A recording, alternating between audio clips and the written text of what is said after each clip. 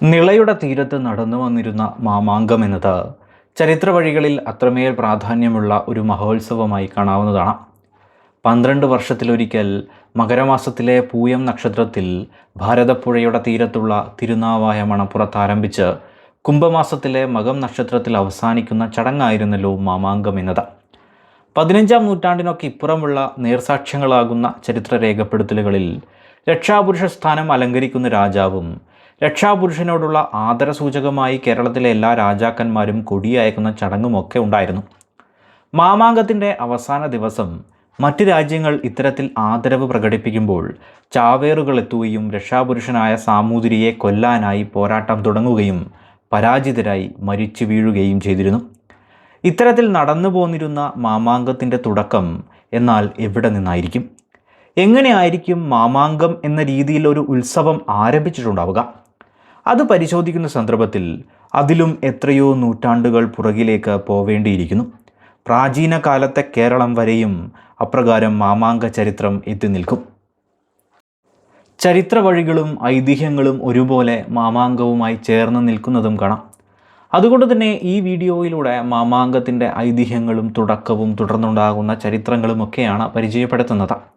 പൊതുവിൽ മാമാങ്കത്തിൻ്റെ തുടക്കവുമായി ബന്ധപ്പെട്ട് പലരും പല രീതിയിലുള്ള അനുമാനങ്ങൾ നടത്തിയിരിക്കുന്നതായി കാണാവുന്നതാണ്. ഭാരതത്തിലെ പ്രധാന നദികളുടെ പുണ്യതീർത്ഥങ്ങൾ 12 വർഷം കൂടുമ്പോൾ ജനത ആഘോഷിക്കുന്ന മഹാമേളകളിൽ ഒന്ന് തിരുനാവായ വെച്ചും നടത്തിയതായും മാഘമാസത്തിലെ മഹാമകത്തുനാൾ നടക്കുന്ന ആ മഹോത്സവം മാമാങ്കമായി പരിണമിച്ചതായും ചിലർ പറയുന്നു. മാമാങ്ക ദിവസം ഗംഗ തിരുനാവായിലൂടെ ഒഴുകുന്നു എന്നാണ് ആ സങ്കല്പം. ഇന്നത്തെ മധ്യപ്രദേശ് മേഖലയിൽ നർമ്മദാ നദിയുടെ അടുത്തായി പുരാണങ്ങളിൽ ചേതി രാജ്യത്തെപ്പറ്റി പറയുന്നുണ്ട്. ഈ രാജ്യത്തിൻ്റെ തലസ്ഥാനം ശുക്തിമതി എന്നൊരു മേഖലയായിരുന്നു. ഇവിടെ ഉണ്ടായിരുന്ന ചേതി രാജാക്കന്മാർ 24 ദിവസത്തെ ഇന്ദ്രധ്വജ പൂജ നടത്തിയിരുന്നത്രേ. ഈ ഇന്ദ്രധ്വജ പൂജ മാമാങ്കമായി പരിണമിച്ചതായും പറയാറുണ്ട്. ചിലപ്പതികാരത്തിലും തമിഴ് മേഖലയിൽ ഇത് നടന്നതായിട്ടൊക്കെ പറയുന്നുണ്ട്. കുംഭമാസത്തിൽ കർക്കിടക വ്യാഴം ഒത്തുചേരുന്ന ശുഭസമയം തിരുനാവായിലൂടെ ഗംഗാതീർത്ഥം ഒഴുകുമെന്നും ഈ തീർത്ഥമെടുത്ത് അഭിഷേകം നടത്തുക എന്നത് മഹത്തായതും പവിത്രവുമായ കാര്യമാണെന്ന് വിശ്വസിച്ചിരുന്നു. ഈ ഒരു വിശ്വാസം അനുസരിച്ചാണ് പിൽക്കാലത്ത് ബ്രാഹ്മണ മേധാവിത്വ കാലങ്ങളിൽ 12 കൊല്ലത്തിലൊരിക്കൽ പെരുങ്കൂട്ടം തിരുനാവായിൽ ഒത്തുചേരുകയും ശുഭമുഹൂർത്തത്തിൽ ഈ തീർത്ഥമെടുത്ത് തിരഞ്ഞെടുത്ത രക്ഷാപുരുഷനെ അഭിഷേകം നടത്തിയിരുന്നത് എന്നുമാണ് വിശ്വാസം. ഈ അഭിഷേക കർമ്മം നിർവഹിച്ചിരുന്നത് ആഴ്വാഞ്ചേരി തമ്പ്രാക്കളും കൽപ്പകഞ്ചേരി പ്രധാനിയുമായിരുന്നു. തമ്പ്രാക്കളോ കൽപ്പകഞ്ചേരിയോ ചേർന്ന് വാൾ രക്ഷാപുരുഷന് നൽകുന്നു. അതോടുകൂടി ഈ രീതികളിലെല്ലാം രാജ്യം ഭരിച്ചുകൊള്ളാമെന്ന് രക്ഷാപുരുഷൻ മഹാസദസ്സ് മുമ്പാകെ ദൈവം സാക്ഷിയായി സത്യവും ചെയ്യുന്നു. ഇതാണ് ബ്രാഹ്മണകാലത്തിൽ മാമാങ്കം എന്ന നിലയിൽ നടത്തി വന്നിരുന്നത്. ബ്രാഹ്മണ വാഴ്ചയ്ക്ക് ശേഷം പെരുമാൾ കാലഘട്ടത്തിലും പിന്നീട് വള്ളുവക്കോനാതിരിയുടെയും സാമൂതിരിയുടെയും കാലത്തും അതിൻ്റേതായ രീതിയിൽ മാറ്റങ്ങൾ വന്നുകൊണ്ട് മാമാങ്കം നടത്തപ്പെടുകയുമുണ്ടായി. ഇനി ഇതുമായി ബന്ധപ്പെട്ട് മറ്റൊരു കഥ പരശുരാമനുമായി ബന്ധപ്പെട്ടതാണ്. ഉത്തരമേഖലകളിൽ നിന്നും കേരളത്തിലെത്തിയ ബ്രാഹ്മണ സംഘത്തിൻ്റെ നേതാവായ പരശുരാമൻ തിരുനാവായ വെച്ച് ജനങ്ങളെയൊക്കെ വിളിച്ചു ചേർത്ത് ഒരു പെരുംകൂട്ടം നടത്തുകയും അവിടെ നിന്നും ഒരു ഭരണാധിപനെ തിരഞ്ഞെടുക്കുന്ന ചടങ്ങ് നടത്തുകയും ചെയ്തു. അങ്ങനെ നടന്ന ആദ്യത്തെ സംഭവമാണ് ഈ ഒരു ഉത്സവം എന്ന നിലയിൽ മാമാങ്കമായി പരിണമിച്ചത് എന്നും പറയുന്നു. 12 വർഷത്തിലൊരിക്കൽ അത് തുടർന്നു പോകുന്നു എന്നും വിശ്വാസം. മാമാങ്കവുമായി ബന്ധപ്പെട്ട നിർണായകമായ മറ്റൊരു കഥ ബുദ്ധമതവുമായി ബന്ധപ്പെട്ടതാണ്. BC കാലഘട്ടത്തിൽ കൊടുങ്ങല്ലൂരിൽ ഒരു അശോക സ്തൂപം സ്ഥാപിക്കപ്പെട്ടുവെന്നും അത് സ്ഥാപിച്ച സംഭവം ഉത്സവമെന്ന നിലയിൽ മാമാങ്കമായി പരിണമിച്ചു എന്നും അതുപോലെ ബുദ്ധദേവൻ്റെ ജന്മദിനാഘോഷം എന്ന നിലയ്ക്കാണ് മാമാങ്കം ആഘോഷിച്ചു തുടങ്ങിയത് എന്നും വാദമുണ്ട്. പ്രാചീന കാലഘട്ടത്തിലെ ശിലാലിഖിതങ്ങളിലും തമിഴ് എഴുത്തുകളിലുമൊക്കെ ബുദ്ധമതത്തെപ്പറ്റി കാര്യമായി തന്നെ പറയുന്നുണ്ടല്ലോ. കേരളത്തിൻ്റെ മേഖലയിലും അശോക രാജാവിൻ്റെ നിർദ്ദേശപ്രകാരമുള്ള ചികിത്സാ മേഖലകളും മറ്റുമൊക്കെ സൃഷ്ടിക്കപ്പെട്ടതായി കാണാം. BC കാലഘട്ടത്തിൽ തന്നെ കേരളത്തിൻ്റെ മേഖലയിലും ബുദ്ധമതം വളർന്നിരുന്നു എന്നതും ചരിത്രമാണ്. പെരുമാക്കന്മാരിൽ പള്ളിബാണ പെരുമാളും ഇളങ്കോവടികളുമൊക്കെ ബുദ്ധമത അനുയായികളായിരുന്നല്ലോ. ഇവരിൽ പലരും ബുദ്ധമത കേന്ദ്രങ്ങൾ സ്ഥാപിച്ചതും തൃക്കണാമതിലകത്ത് ബുദ്ധ സർവകലാശാല തന്നെ ഉണ്ടായിരുന്നതായുമൊക്കെ പറയുന്നുണ്ട്. ചൈനീസ് സഞ്ചാരിയായിരുന്ന ഹുവാൻ സാങ്ങും തൻ്റെ ബുദ്ധഭൂപടത്തിൽ കേരളത്തിൻ്റെ മേഖലകളെയും ഉൾപ്പെടുത്തിയിരുന്നു. സിലോണിലെ അഥവാ ശ്രീലങ്കയിലെ ബുദ്ധമത ലിഖിതങ്ങളിലും കേരളത്തിൻ്റെ മേഖലകളിൽ കാര്യമായ ബുദ്ധമത വളർച്ച ഉണ്ടായിരുന്നതായി കാണാം. അതിൻ്റെയൊക്കെ ശേഷിപ്പുകളായി പിൽക്കാലത്ത് കേരളത്തിൻ്റെ മേഖലകളിൽ നിന്ന് പലതും കണ്ടെടുത്തതുമൊക്കെ ഇതിനോട് ചേർത്ത് വായിക്കാവുന്നതാണ്. കേരളത്തിലെ അഴിമുഖങ്ങളിലും വനമേഖലകളിലുമായി കാണുന്ന 24 ശാസ്താപ്രതിഷ്ഠകൾ മിക്ക ഹിന്ദു ക്ഷേത്രങ്ങളിലും ഉപപ്രതിഷ്ഠകളാണല്ലോ. ശാസ്താവിഗ്രഹങ്ങൾ, അയ്യപ്പ ക്ഷേത്രങ്ങൾ എന്നിവയിലൊക്കെ ബുദ്ധമത പ്രാധാന്യം കാണാം. ബോധിവൃക്ഷമായ അരയാൽ മരവും അതിൻ്റെ അടയാളം തന്നെ. കേരളത്തിൻ്റെ ക്ഷേത്രങ്ങളിലെ ശ്രീകോവിലുകൾക്കും ഈ ഒരു സാമ്യത കാണാവുന്നതാണ്. ഇങ്ങനെ ബുദ്ധമതത്തിൻ്റെ സ്വാധീനം പല വഴികളിലൂടെ നമുക്ക് കണ്ടെത്താനും കഴിയും. ബ്രാഹ്മണ മേധാവിത്വ കാലം വരെയും ഈ നാട്ടിലും ബുദ്ധമതം പ്രബലമായി തന്നെ ഉണ്ടായിരുന്നതായി കാണാം. തുടർന്നുണ്ടായ ആശയ പോരാട്ടങ്ങളിൽ ഹിന്ദുമതം വിജയിക്കുകയും ബുദ്ധമതത്തിലെ പല കാര്യങ്ങളും കൂടെ ഹിന്ദുമതത്തിൽ ലയിക്കുകയും ചെയ്തു എന്നുകൂടി കാണേണ്ടതുണ്ട്. ക്രിസ്തു വർഷാരംഭത്തിന് 100 കണക്കിന് വർഷങ്ങൾ മുന്നേ കൊടുങ്ങല്ലൂരിൽ ഒരു അശോക സ്തൂപം സ്ഥാപിക്കപ്പെട്ടുവെന്നും തുടർന്ന് അത് 12 വർഷത്തിലൊരിക്കൽ വലിയ ആഘോഷമായി കൊണ്ടാടാൻ തുടങ്ങിയെന്നും നിരീക്ഷണങ്ങളുണ്ട്. അതുപോലെ ബുദ്ധദേവൻ്റെ ജന്മോത്സവം എന്ന നിലയിലും നിരീക്ഷണങ്ങൾ കാണാം. ഈ ഒരു ആഘോഷം രൂപം മാറി മാമാങ്കമായി എന്നും പറയുന്നു. ആ കാലങ്ങളിൽ ബുദ്ധമതം നിലവിലുള്ള എല്ലാ രാജ്യങ്ങളിൽ നിന്നും ബുദ്ധസന്യാസികൾ ഉൾപ്പെടെ ഒട്ടനവധി ആളുകൾ ഈ മേഖലകളിലേക്ക് ഉത്സവ സമയത്ത് എത്തിച്ചേർന്നിരുന്നതായും പറയുന്നു. പിന്നീട് വന്ന ബ്രാഹ്മണരും പെരുമാക്കന്മാരും അവരുടേതായ കാലത്ത് മാറ്റങ്ങൾക്കനുസൃതമായി മാമാങ്കം നടത്തി എന്നും പറയുന്നു. പിന്നീട് സ്വതന്ത്ര രാജാക്കന്മാർ വന്നപ്പോഴും വീണ്ടും മാറ്റങ്ങൾ സംഭവിച്ചു എന്നുകൂടി പറയേണ്ടതുണ്ട്. 12 വർഷത്തെ ഉത്സവവുമായി ബന്ധപ്പെട്ട് വേറെയും നിരീക്ഷണങ്ങളുണ്ട്. രാജാക്കന്മാർ ദേവാംശമാണെന്നും പ്രായാധിക്യം കൊണ്ട് അവരൊരിക്കലും തളർന്നു ജീവിക്കാൻ പാടില്ല എന്നും ഒരു വിശ്വാസം പ്രാചീനകാലത്ത് ലോകത്ത് പലയിടത്തും കാണാവുന്നതാണ്. ഇത്തരത്തിലൊരു വിശ്വാസമനുസരിച്ച് ഒരു കാലമാവുമ്പോൾ ഭരണാധിപൻ സ്വയം പിന്മാറുകയും സ്വയം ഇല്ലാതാവുകയും ചെയ്യുന്ന നയങ്ങൾ ഒക്കെ പലയിടത്തും ഉണ്ടായിരുന്നു. ഈ ഒരു ആശയം മലയാള മേഖലയിലും ഉണ്ടായിരുന്നതായി ചില ചരിത്ര രേഖപ്പെടുത്തലുകളുണ്ട്. 12 കൊല്ലത്തിൻ്റെ അവസാനത്തിൽ രാജാവ് അയാളുടെ പിൻവാഴ്ചക്കാരനെ തിരഞ്ഞെടുത്ത് പ്രജകൾക്ക് കാട്ടിക്കൊടുക്കുകയും അതിനുശേഷം തന്നെത്താൽ കുത്തി മരിക്കുകയും ചെയ്യുന്നത്രേ. അതുപോലെ രാജാവ് തൻ്റെ ശേഷക്രിയകളെല്ലാം ചെയ്ത ശേഷം വലിയ അകമ്പടിയോടെ കടൽക്കരയിലേക്ക് പോവുകയും വിശേഷ വസ്ത്രങ്ങളെല്ലാം തന്നെ അഴിച്ചുവെച്ച് ഒരു കിടക്കയിലിരിക്കുന്നു. ഈ സമയം കഴുത്തുവെട്ടാൻ നിയമിതരായവർ മുങ്ങിക്കുളിച്ച് പുണ്യാഹത്താൽ ശുദ്ധരായി ബ്രാഹ്മണരിൽ നിന്ന് ആയുധം വാങ്ങി രാജാവിൻ്റെ കാവൽക്കാരെ വധിച്ചതിന് ശേഷം രാജാവിനെയും വധിക്കുന്നു എന്ന ചടങ്ങായും രേഖപ്പെടുത്തലുകളുണ്ട്. ഇതുമായി ബന്ധപ്പെട്ട് മറ്റൊന്ന്, 12 കൊല്ലം കഴിയുമ്പോൾ രാജാവ് ജനതയെ ആകെ വിളിച്ചു ചേർത്ത് അവർക്ക് വലിയ സദ്യയൊക്കെ നൽകി ഒടുവിൽ സ്വയം ഇല്ലാതാവുക എന്ന ചടങ്ങുമായിരുന്നു. ഇത് കാലക്രമേണ മാറിയെന്നും 12 വർഷം കൂടുമ്പോൾ തിരുനാവായയിൽ ജനതയെ മുഴുവൻ വിളിച്ചുകൂട്ടി കൂട്ടത്തിൽ ആരെങ്കിലും ഉണ്ടെങ്കിൽ തന്നെ വന്ന് വെട്ടിക്കൊല്ലാൻ പറയുകയും അങ്ങനെ സാധിക്കുന്നവർക്ക് രാജ്യാധികാരം ലഭിക്കുകയും ചെയ്യുന്നു. ഈ നിയമം തുടർന്നു പോവുകയും തുടർന്ന് ആ ഒരു സംഭവമാണ് മാമാങ്കമെന്നും ചാവേറും മറ്റും ആത്മബലി അർപ്പിക്കുന്നതും വള്ളുവക്കൊനാതിമാരിൽ ചിലർ കൊല്ലപ്പെട്ടതുമൊക്കെ ഈ ഒരു നിയമത്തിൻ്റെ അടിസ്ഥാനത്തിലാണെന്നും ചിലർ വാദിക്കുന്നുണ്ട്. അവസാനത്തെ രീതികൾ പെരുമാക്കന്മാർ അവസാന വാക്കായി പ്രബലമായി തീർന്നതിന് ശേഷം അവർ നടപ്പിലാക്കിയതാണെന്ന വാദവുമുണ്ട്. ഇത്തരത്തിൽ മാമാങ്കത്തിൻ്റെ തുടർച്ചയും തുടർന്നുണ്ടായ മാറ്റങ്ങളുമൊക്കെ പല രീതിയിൽ നോക്കിക്കാണാവുന്നതാണ്. ഏതായാലും മാമാങ്കം എന്നത് കേരളത്തിൻ്റെ മുഴുവൻ പ്രാതിനിധ്യം ഉറപ്പാക്കിയിരുന്ന വലിയൊരു രാഷ്ട്രീയ ഉത്സവമായിരുന്നു എന്ന് പറയേണ്ടതുണ്ട്. കേരളത്തിലുണ്ടായിരുന്ന ജനത എന്ന പോലെ തന്നെ പണ്ഡിതന്മാരും കലാകാരന്മാരും വീരന്മാരുമൊക്കെ മാമാങ്കോത്സവത്തിൽ വച്ച് അവരുടെ കഴിവുകൾ കാഴ്ചക്കാർക്ക് മുന്നിൽ അവതരിപ്പിച്ചിരുന്നു. ഭാരതപ്പുഴയിലൂടെ വലിയ തോതിലുള്ള കച്ചവടവും മറ്റുമൊക്കെ ഈ സമയം കടന്നു വരികയും ചെയ്തു. തിരുനാവായ ഒട്ടനവധി ക്ഷേത്രങ്ങൾക്കും മഠങ്ങൾക്കും പഠന കേന്ദ്രങ്ങൾക്കുമൊക്കെ ഭാഗമായതോടെ അതിൻ്റേതായ വികസനവും ഈ മേഖലയിൽ വന്നിരുന്നു.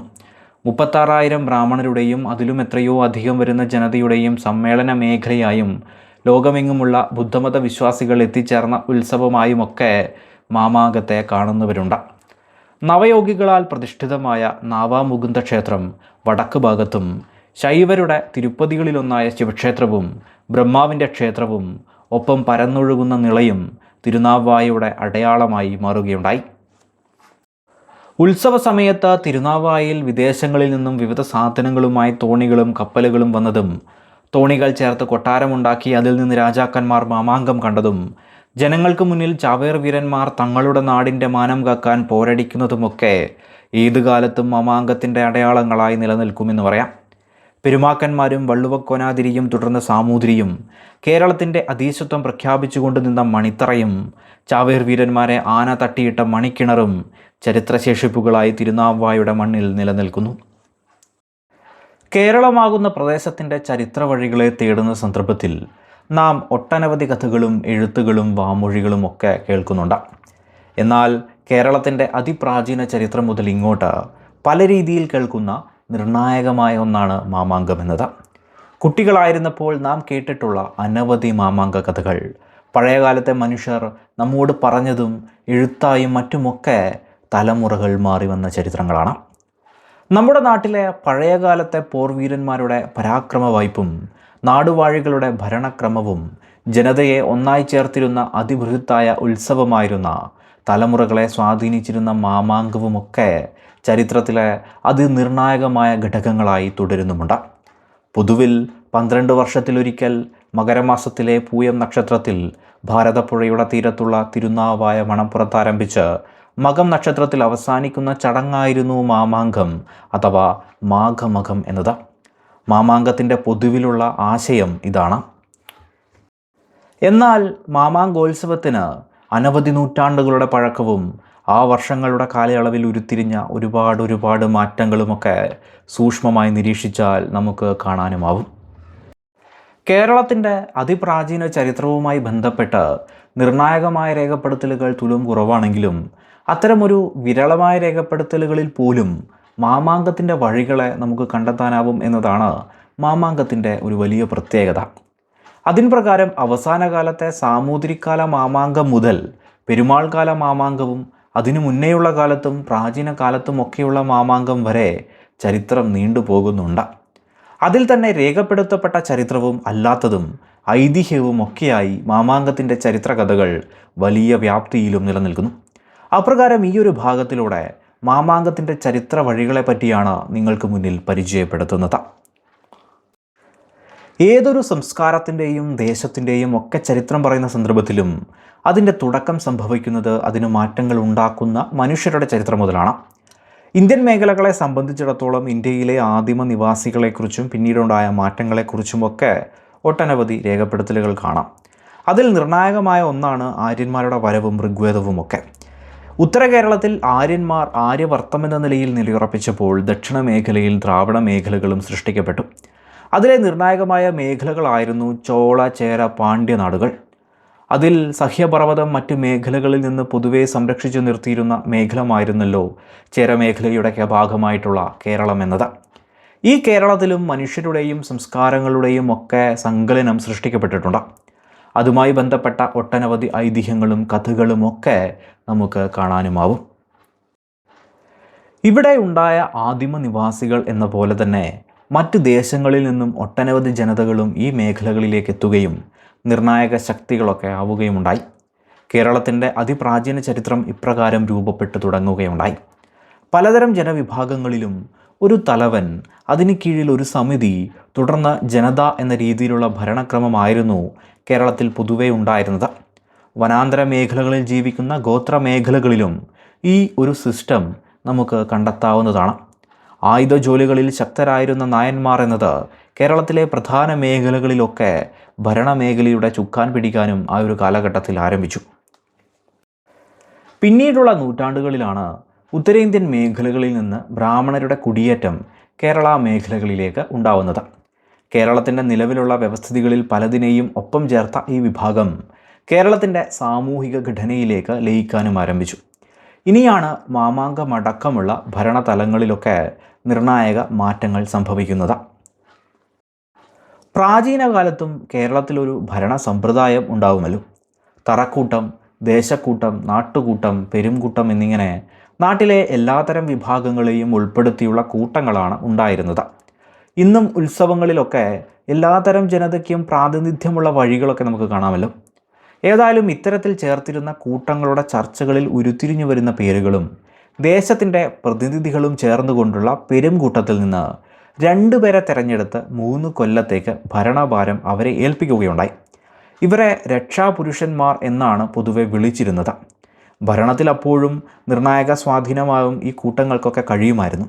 മറ്റൊരർത്ഥത്തിൽ തെറ്റുകളുണ്ടായാൽ ചൂണ്ടിക്കാണിക്കാനും തിരുത്താനുമൊക്കെ ഈ കൂട്ടങ്ങൾക്ക് പറ്റുമായിരുന്നു. രക്ഷാപുരുഷന്മാർക്ക് ഭരണം സാധ്യമാവുന്നില്ലെങ്കിൽ അവരെ പുറത്താക്കാൻ പോലും കൂട്ടങ്ങൾക്ക് ആ കാലഘട്ടത്തിൽ സാധിക്കുമായിരുന്നു. അത്തരത്തിൽ പ്രാചീന കാലത്തെ സംബന്ധിച്ചിടത്തോളം മികച്ച ഭരണരീതി ഉണ്ടായിരുന്ന ഇത്തരം ചെറിയ ഭരണമേഖലകളിൽ മികച്ച ഒരു അന്തരീക്ഷം സൃഷ്ടിക്കപ്പെടുകയും നാട് പൊതുവിൽ വികസിക്കുകയും ഉണ്ടായി. ഈ ഒരു കാലത്ത് കേരളത്തിൻ്റെ മേഖലയിലെത്തിയ പൂജകളും മറ്റും ചെയ്തിരുന്ന ബ്രാഹ്മണ ജനത ദൈവികമായ ബന്ധമുള്ള ജനതയായും ആത്മീയമായ കാര്യങ്ങളിൽ അത്രമേൽ അറിവുള്ളവരെന്നും പൊതുജനങ്ങളിൽ വിശ്വാസം സൃഷ്ടിക്കപ്പെട്ടതോടെ സാമൂഹ്യ മേഖലകളിൽ പുരോഹിത പദവി നേടാനും ദൈവിക കാര്യങ്ങളുടെ നായകരായുമൊക്കെ മാറ്റപ്പെടുകയുണ്ടായി. അവർക്ക് ഭരണമേഖലകളിൽ നിന്ന് അതിൻ്റേതായ രീതിയിൽ സമ്പത്തും മറ്റുമൊക്കെ നൽകപ്പെട്ടു. ചുരുക്കിയാൽ എത്തിച്ചേർന്ന ബ്രാഹ്മണ ജനത സാമൂഹിക മേഖലകളിൽ ഉയർന്ന പദവിയിൽ ലയിക്കുകയുണ്ടായി. ക്രമേണ രക്ഷാപുരുഷന്മാരെ തിരഞ്ഞെടുക്കുന്ന പ്രക്രിയയിലും ബ്രാഹ്മണർക്ക് അവകാശം കിട്ടുകയുണ്ടായി. അതോടെ നിലവിലുണ്ടായിരുന്ന വ്യവസ്ഥകൾക്ക് ചില മാറ്റങ്ങൾ സൃഷ്ടിക്കപ്പെടുകയാണ്. പ്രധാന രക്ഷാപുരുഷ സ്ഥാനം 12 കൊല്ലത്തെ പരിധിയിലേക്ക് ഉയർത്തി. അന്ന് ഭരണതലം കയ്യേറിയിരുന്ന നായന്മാരുടെ കൈകളിൽ തന്നെയായിരുന്നു ഇത് ഉണ്ടായിരുന്നത്. 3 കൊല്ലം കൂടുമ്പോൾ മാറുക എന്ന നിലയിൽ വേറെയും സ്ഥാനങ്ങൾ സൃഷ്ടിക്കപ്പെടുകയും അതിൽ 2 സ്ഥാനങ്ങൾ ബ്രാഹ്മണർക്ക് ലഭിക്കുകയുമുണ്ടായി. 3 കൊല്ലം കൂടുമ്പോൾ മാറുന്നവരേക്കാൾ പ്രധാന പദവി എന്നത് 12 കൊല്ലത്തെ മുഖ്യ രക്ഷാപുരുഷൻ എന്നതായിരുന്നത് കൊണ്ട് തന്നെ ഭരണതലത്തിലെ നായന്മാർ ഇത് അംഗീകരിച്ചു. 3 കൊല്ലം കൂടുമ്പോൾ ഭരണസ്ഥാനം ഒഴിയുന്നവർക്ക് പ്രത്യേക പദവികളും സമ്പത്തുമൊക്കെ വന്നു ചേരുകയുമുണ്ടായി. ഏതായാലും കേരളത്തിൻ്റെ സാമൂഹിക മേഖലയിൽ 12 വർഷത്തെ ഭരണമെന്ന നിലയിലും രക്ഷാപുരുഷൻ എന്ന നിലയിലും ഒരു മാറ്റം സംഭവിക്കുകയാണ്. ഇത്തരമൊരു മാറ്റം അല്ലെങ്കിൽ തീരുമാനം ആദ്യം സംഭവിക്കുന്നത് പഴയകാലത്തെ കൊടുങ്ങല്ലൂരിനടുത്തുള്ള തൃക്കണാമതിലകത്ത് വച്ചായിരുന്നു. പിന്നീടാണ് അത് മാമാങ്കം നടന്നിരുന്ന തിരുനാവായയിലേക്ക് മാറ്റുന്നത്. കാലമാവുമ്പോൾ തിരുനാവായ മണപ്പുറത്ത് വലിയ നാട്ടുകൂട്ടം വിളിച്ചു ചേർക്കാൻ ആരംഭിച്ചതോടെ 12 വർഷത്തിലൊരിക്കൽ നടക്കുന്ന ചടങ്ങിൻ്റെ സ്ഥാനമെന്നത് തിരുനാവായ ആയി മാറി. നായന്മാർക്കുണ്ടായിരുന്ന തറകളും അവയോടനുബന്ധിച്ചുള്ള ദേവതകളും വലിയ ആരാധനാ മേഖലകളായി മാറിത്തുടങ്ങി. ബ്രാഹ്മണ മേഖലയ്ക്ക് അവരുടേതായ നിലയിലുള്ള അമ്പലങ്ങളും മറ്റുമൊക്കെ സൃഷ്ടിക്കപ്പെട്ടു. ആയുധവിദ്യ അഭ്യസിക്കാതിരുന്ന ബ്രാഹ്മണ മേഖല ഭരണസ്ഥാനങ്ങളിലെത്തിയതോടെ പയറ്റുമുറ പഠിക്കണമെന്ന നിലയും വന്നു. അതിലേക്ക് വന്ന 12 കുടുംബക്കാരാണ് ചാത്തിര നമ്പികൾ എന്ന പേരിൽ അറിയപ്പെട്ടത്. ഇടപ്പള്ളി നമ്പ്യാതിരി, വെങ്ങനാട്ട് നമ്പ്യാതിരി പോലുള്ള 12 കുടുംബക്കാരായിരുന്നു ഇവർ. ഇത്തരത്തിൽ നടന്നിരുന്ന ഭരണകാലത്തെയാണ് തളിയാതിരി ഭരണകാലമെന്ന് പൊതുവിൽ പറയുന്നത്. പ്രാചീന കാലത്ത് കേരള ചരിത്രം നിർണായകമായി നിലനിൽക്കുന്ന കൊടുങ്ങല്ലൂരിൻ്റെ ഭരണവഴികളിൽ തളിയാതിരിമാർ നിർണായകമായി നിലകൊണ്ടത് കാണാവുന്നതാണ്. ഭരണസ്ഥാനത്ത് ജനപ്രതിനിധികൾ പലരും ഉണ്ടായിരുന്നെങ്കിലും അവരൊക്കെ തന്നെയും തളിയാതിരിമാർ പറയുന്നത് കേൾക്കാനും ചെയ്യാനുമൊക്കെ രക്ഷാപുരുഷന്മാർ ഉൾപ്പെടെ തയ്യാറാകേണ്ടിയും വന്നു. ഘട്ടം ഘട്ടമായി ബ്രാഹ്മണ മുന്നേറ്റത്തിൻ്റെ അടയാളങ്ങൾ കൂടിയായിരുന്നു ഇവയൊക്കെ. അവർ സ്ഥാപിച്ച ക്ഷേത്രങ്ങളിൽ വൻതോതിലുള്ള സമ്പത്ത് ആ കാലഘട്ടത്തിൽ സൃഷ്ടിക്കപ്പെടുകയുണ്ടായി. പണ്ടാരവകയായി പിടിച്ചെടുക്കുന്നവ, മറ്റു രീതിയിൽ വന്നു ചേരുന്നവ, പ്രാർത്ഥന വക തുടങ്ങി പല രീതിയിൽ. അതുപോലെ ഗ്രാമക്ഷേത്രം, ദേശക്ഷേത്രം, ഗൃഹക്ഷേത്രം എന്നിങ്ങനെ ക്ഷേത്രങ്ങൾ തരംതിരിക്കപ്പെട്ടിരുന്നെങ്കിലും ഇവയിലൊക്കെ തന്നെയും ബ്രാഹ്മണർക്ക് പ്രത്യേകമായ അവകാശവും മേധാവിത്വവും ഒക്കെ ഉണ്ടായിരുന്നു. വിദ്യാഭ്യാസപരമായ മേഖലയിലും ദൈവികമായ മേഖലയിലുമെല്ലാം മുന്നേറിയിട്ടുള്ള ബ്രാഹ്മണർ ക്ഷേത്രങ്ങളിലെ ശാന്തിക്കാരനും ഉടമസ്ഥനുമാവുകയാൽ കൂടുതൽ പ്രാധാന്യം പൊതുവിൽ അവർക്ക് വന്നു ചേരുകയുണ്ടായി. വിവാഹ വഴികളിലും ബ്രാഹ്മണർക്ക് വ്യത്യാസങ്ങളും പ്രാധാന്യവുമൊക്കെ ഉണ്ടായിരുന്നു. രാജാക്കന്മാർ, ഇടപ്രഭുക്കന്മാർ മുതലായ എല്ലാ ഉയർന്ന കുടുംബങ്ങളിൽ നിന്നുമൊക്കെ അവർക്ക് കല്യാണം കഴിക്കാൻ സാധിച്ചിരുന്നു. മറ്റു വർണ്ണങ്ങളിൽ നിന്നും അവർക്ക് വിവാഹം ചെയ്യാമായിരുന്നു. അതിലൂടെയും അവരുടെ ആധിപത്യവും സമ്പത്തുമൊക്കെ വർദ്ധിക്കുകയുണ്ടായി. ഈശ്വരാധീനം ഉള്ളവരെന്ന വിശ്വാസം വർദ്ധിച്ചതിനെ തുടർന്ന് ഏത് കാര്യത്തിനും ഇവർ വേണമെന്ന നിലയും വന്നു. അതിൻ്റേതായ നിലയിൽ സാമൂഹികമായ വലിയ മാറ്റങ്ങളും ഈ ജനതയ്ക്കിടയിൽ സംഭവിച്ചു തുടങ്ങി. ചുരുക്കിയാൽ ക്രമേണ ബ്രാഹ്മണർ എല്ലാ ജാതിക്കാരിലും വെച്ച് ഏറ്റവും യോഗ്യത തികഞ്ഞ ആളാണെന്ന നില കേരളത്തിൽ അംഗീകരിക്കപ്പെട്ടു. തളിയാതിരിമാരുടെ ചോദ്യം ചെയ്യാനാവാത്ത ശക്തിയുടെ കാരണവും ഇതായിരുന്നു. കേരളത്തിനെ പറ്റിയുള്ള ചരിത്ര നിരീക്ഷണങ്ങളിൽ എടുത്തു പറയുന്ന മറ്റൊന്നാണ് പടയാളികൾ എന്നത്.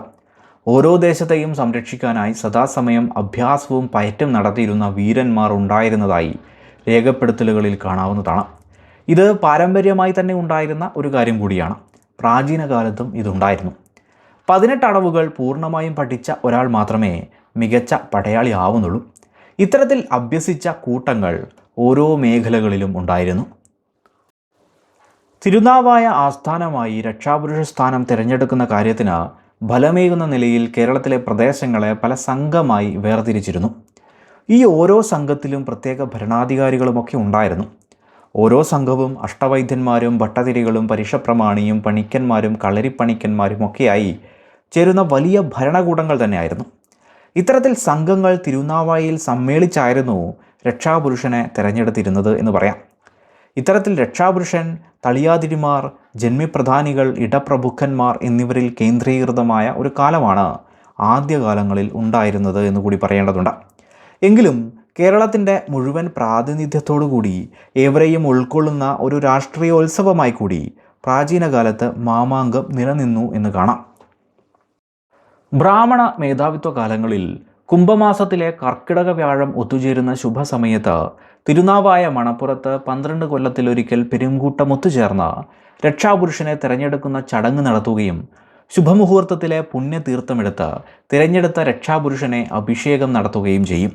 ഈ അഭിഷേക കർമ്മം നിർവഹിച്ചിരുന്നത് പ്രധാനിയായ ആഴ്വാഞ്ചേരി തമ്പ്രാക്കളും കൽപ്പകഞ്ചേരി പ്രധാനിയുമായിരുന്നത്രേ. തമ്പ്രാക്കളോ കൽപ്പകഞ്ചേരിയോ ചിലത് ചൊല്ലിക്കൊണ്ട് വാൾ രക്ഷാപുരുഷന് നൽകുന്നു. വാൾ കിട്ടുന്നതോടെ ഇന്ന രീതികളിലെല്ലാം ശ്രദ്ധ ചെലുത്തി കാര്യങ്ങളെല്ലാം നടത്തിക്കൊണ്ട് രാജ്യം ഭരിച്ചു കൊള്ളാമെന്ന് രക്ഷാപുരുഷൻ മഹാസദസ് മുമ്പാകെ ദൈവം സാക്ഷിയായി സത്യം ചെയ്യുമത്രേ. ഈ ഒരു ചടങ്ങാണ് മാമാങ്കം എന്ന പേരിൽ നടന്നിരുന്നത് എന്നും പറയുന്നു. 12 വർഷത്തിലൊരിക്കൽ മാമാങ്കം നടത്തപ്പെടുന്നതോടെ ഭരണം പുതുക്കപ്പെടുകയും അന്ന് അതുവരെയുണ്ടായിരുന്ന അവകാശങ്ങളൊക്കെ അവസാനിക്കുകയും വീണ്ടും പുതുക്കുകയുമാണ് ചെയ്തിരുന്നത്. അതുവരെയുണ്ടായിരുന്ന ഉദ്യോഗങ്ങളും കരാറുകളും ദേശവാഴി, നാടുവാഴി തുടങ്ങി ഭരണമേഖലകളിലെ എല്ലാവരും തമ്മിലുള്ള ഉടമ്പടികളടക്കം 12 കൊല്ലം കഴിയുമ്പോൾ അവസാനിക്കുകയും പുതുക്കുകയുമായിരുന്നു പതിവ്. എന്തിനും ഏതിനും ഈ ഒരു 12 വർഷത്തെ കരാർ വ്യവസ്ഥ രേഖകളിലൊക്കെ കാണാവുന്നതുമാണ്. ബ്രാഹ്മണ കാലഘട്ടത്തിന് ശേഷം പെരുമാൾ വാഴ്ച സംഭവിച്ചപ്പോഴും ഇത് മറ്റൊരു മഹോത്സവമായി മാറുകയുണ്ടായി. അതിൻ്റെ തുടർച്ചയായി വള്ളുവക്കോനാതിരിയും പിന്നീട് സാമൂതിരിയുമൊക്കെ മാമാങ്കം ആഘോഷിച്ചുകൊണ്ടിരുന്നു. 3 വർഷത്തെ സ്ഥാനവും 12 വർഷത്തെ രക്ഷാപുരുഷനും എന്ന നിലയിലുള്ള തളിയാതിരി ഭരണകാലം കുറേ കാലം നല്ല രീതിയിൽ തന്നെ മുന്നോട്ട് പോവുകയുണ്ടായെങ്കിലും പിന്നീട് ഈ ഒരു വ്യവസ്ഥകൾക്ക് ചില അപജയങ്ങൾ സംഭവിക്കുകയുണ്ടായി. സ്ഥാനം ലഭിക്കുന്നവർക്ക് വലിയ പ്രാധാന്യവും സമ്പത്തും സ്വാധീനവും ഒക്കെ വന്നു ചേർന്നിരുന്നു എന്ന് പറഞ്ഞല്ലോ. മുൻവിധി അനുസരിച്ച് കാലമാകുമ്പോൾ സ്ഥാനത്ത് നിന്നിറങ്ങി പുതിയ സ്ഥാനക്കാരെ അധികാരമേറ്റെടുക്കാൻ അനുവദിക്കാതെ പലരും ആ സ്ഥാനത്ത് തന്നെ തുടരാൻ ആരംഭിക്കുകയുണ്ടായി. ആർക്കും ചോദിക്കാനാവാത്ത പ്രാധാന്യം തന്നെയായിരുന്നു ഇതിനു പുറകിൽ. അതുപോലെ ആ ഒരു കാലഘട്ടത്തിൽ സർക്കാർ ഖജനാവുമായി ബന്ധപ്പെട്ട സമ്പത്ത് ഗ്രാമത്തിലും ദേശത്തിലും ഗൃഹത്തിലുമായി നടത്തപ്പെട്ടു വന്ന ക്ഷേത്രങ്ങളിലായിരുന്നു സൂക്ഷിച്ചത്. പതിയെ പൊതുമുതലായി ഇവ വിട്ടുകൊടുക്കാൻ തളിയാതിരിമാർ സമ്മതിക്കാത്ത അവസ്ഥയും വന്നെത്തി. അതോടെ പൊതുഭണ്ഡാരം ശോഷിക്കാനും ഗൃഹഭണ്ഡാരം വലുതാവാനും ആരംഭിച്ചു. വെറും 3 വർഷത്തെ ഭരണകാലയളവിൽ തന്നെ തളിയാതിരിമാർ വലിയ സമ്പത്തുള്ളവരായി മാറുന്ന കാഴ്ചയും വന്നെത്തി. ഈ ഒരു കാലഘട്ടത്തിൽ തന്നെ പ്രധാനികളായ കൽപ്പകഞ്ചേരി തമ്പ്രാക്കളും ആഴ്വാഞ്ചേരി തമ്പ്രാക്കളും പരസ്പരം ഇടയുന്നതിനും കാരണമായി. പല ഗ്രാമങ്ങൾക്കും അധിപന്മാരായ നമ്പൂതിരി കുടുംബങ്ങൾ അവരുടേതായ രീതിയിൽ പ്രത്യേക ആധിപത്യം തന്നെ കാണിക്കുവാനും ആരംഭിച്ചു. ഇപ്രകാരം ജനങ്ങൾക്കും നാടിനുമായി നിലകൊള്ളേണ്ടവർ അവർക്കുള്ള സൗകര്യങ്ങൾ അനുസരിച്ച് സ്വന്തം സമ്പത്ത് വർദ്ധിപ്പിക്കാൻ മത്സരിച്ചു. ഇതിൻ്റെ ഭാഗമായി പ്രബല മേഖലകൾ തമ്മിൽ തന്നെ പോരടിക്കുന്ന അവസ്ഥകളും വന്നെത്തി. ഇങ്ങനെയൊരു കാലഘട്ടം സൃഷ്ടിക്കപ്പെട്ടതോടെ നാട്ടിൽ കുഴപ്പങ്ങളും വർദ്ധിച്ചു വന്നു. അതോടെ ഭരണം ഒഴിയാത്തവർക്കെതിരെയും വ്യവസ്ഥകൾ അനുസരിക്കാത്തവർക്കെതിരെയുമായി ജനവികാരം സൃഷ്ടിക്കപ്പെട്ടു. അതിന് നായകരായത് നിലവിൽ ഭരണം ഒഴിഞ്ഞവർ തന്നെയായിരുന്നു. ഇപ്രകാരം 2 വിഭാഗങ്ങൾ സൃഷ്ടിക്കപ്പെടുകയും പരസ്പരം പോരടിക്കുന്ന അവസ്ഥകളും വന്നെത്തി. അങ്ങനെയുണ്ടായ ദുരന്തസമാനമായ സാഹചര്യം നീണ്ടു നിൽക്കുകയും നാട്ടിലെങ്ങും അരക്ഷിതാവസ്ഥ പടരുകയും ചെയ്തു. ഇതിൻ്റെ ഭാഗമായി നാട്ടിലെ സമാധാന ജീവിതം തന്നെ ആകെ തകിടം മറിഞ്ഞു. അതോടെ എന്തെങ്കിലും ചെയ്യണമെന്ന നിലയും വന്നു. സമുദായ നേതാക്കന്മാരും സ്ഥാനത്ത് നിന്നൊഴിഞ്ഞ ബ്രാഹ്മണരിൽ ഒരു വിഭാഗവും ഇടപ്രഭുക്കന്മാർ, ജന്മിപ്രധാനികൾ എന്നിവരൊക്കെ ഇതിനായി ശബ്ദമുയർത്തി. നാട്ടിൽ സംഭവിക്കുന്ന പ്രശ്നങ്ങളെ നേരിടാനോ നല്ല രീതിയിൽ പരിഹരിക്കാനോ നിലവിലെ ഭരണമേഖലകൾക്ക് സാധിക്കുന്നില്ലെന്ന് വലിയ രീതിയിൽ തന്നെ വിമർശനങ്ങളും ഉയർന്നു തുടങ്ങി. അതോടെ എന്തെങ്കിലും ഒരു മാറ്റം വേണമെന്ന നിലയും വന്നു. പ്രധാനിയായ ആഴ്വാഞ്ചേരി തമ്പ്രാക്കൾ മുന്നിൽ നിന്നുകൊണ്ട് തിരുനാവായ മണപ്പുറത്ത് അതോടെ ഒരു മഹായൂഹം വിളിച്ചു കൂട്ടുകയുണ്ടായി. സാമന്തന്മാരും നാടുവാഴികളും ഇടപ്രഭുക്കന്മാരും ഒപ്പം പിന്തുണയ്ക്കുന്ന മറ്റ് ജനവിഭാഗങ്ങളുമെല്ലാം ഈ ഒരു മഹായോഗത്തിൽ പങ്കാളികളായി. അപ്രകാരം ഏവരും ചേർന്ന് വലിയ തോതിൽ കാര്യാലോചന നടത്തുകയാണ്. എത്രയോ നൂറ്റാണ്ടുകളുടെ ഭരണവും മാമാങ്കവും മുഖേന ഇവിടെ വന്നു ചേർന്ന നന്മകളും കെട്ടുറപ്പും നശിപ്പിക്കരുതെന്ന നിലയിലും ഈ നാട്ടിലെ ഭരണകക്ഷികൾക്കിടയിൽ വന്നു ചേർന്നിട്ടുള്ള അപജയങ്ങൾ തുടരാൻ അനുവദിക്കരുതെന്ന നിലയിലും തീരുമാനങ്ങൾ സൃഷ്ടിക്കപ്പെട്ടു. അങ്ങനെ ഏവരും ചേർന്ന് ഒരു തീരുമാനത്തിലെത്തുകയുണ്ടായി. ഇവിടെ നിന്നും ഭരണപ്രതിനിധികളെ തിരഞ്ഞെടുക്കുന്നതിന് പകരം അയൽ രാജ്യങ്ങളിൽ എവിടെ നിന്നെങ്കിലും നീതിനിഷ്ഠനും പ്രാപ്തനുമായ ഒരു രാജാവിനെ ഇവിടെ കൂട്ടിക്കൊണ്ടുവന്ന് രക്ഷാപുരുഷനായി അവരോധിക്കുന്നതാണ് ശരിയായ ഒരു പരിഹാരമെന്ന നിലയിലേക്ക് ചർച്ചകൾ ഉരുത്തിരിഞ്ഞു. അങ്ങനെ കൊങ്ങുനാട്ടിൽ ചെന്ന് കാര്യം ധരിപ്പിച്ച് രാജാവിനെ കൂട്ടിക്കൊണ്ടുവരാമെന്ന നിലയിൽ തീരുമാനങ്ങളുണ്ടായി.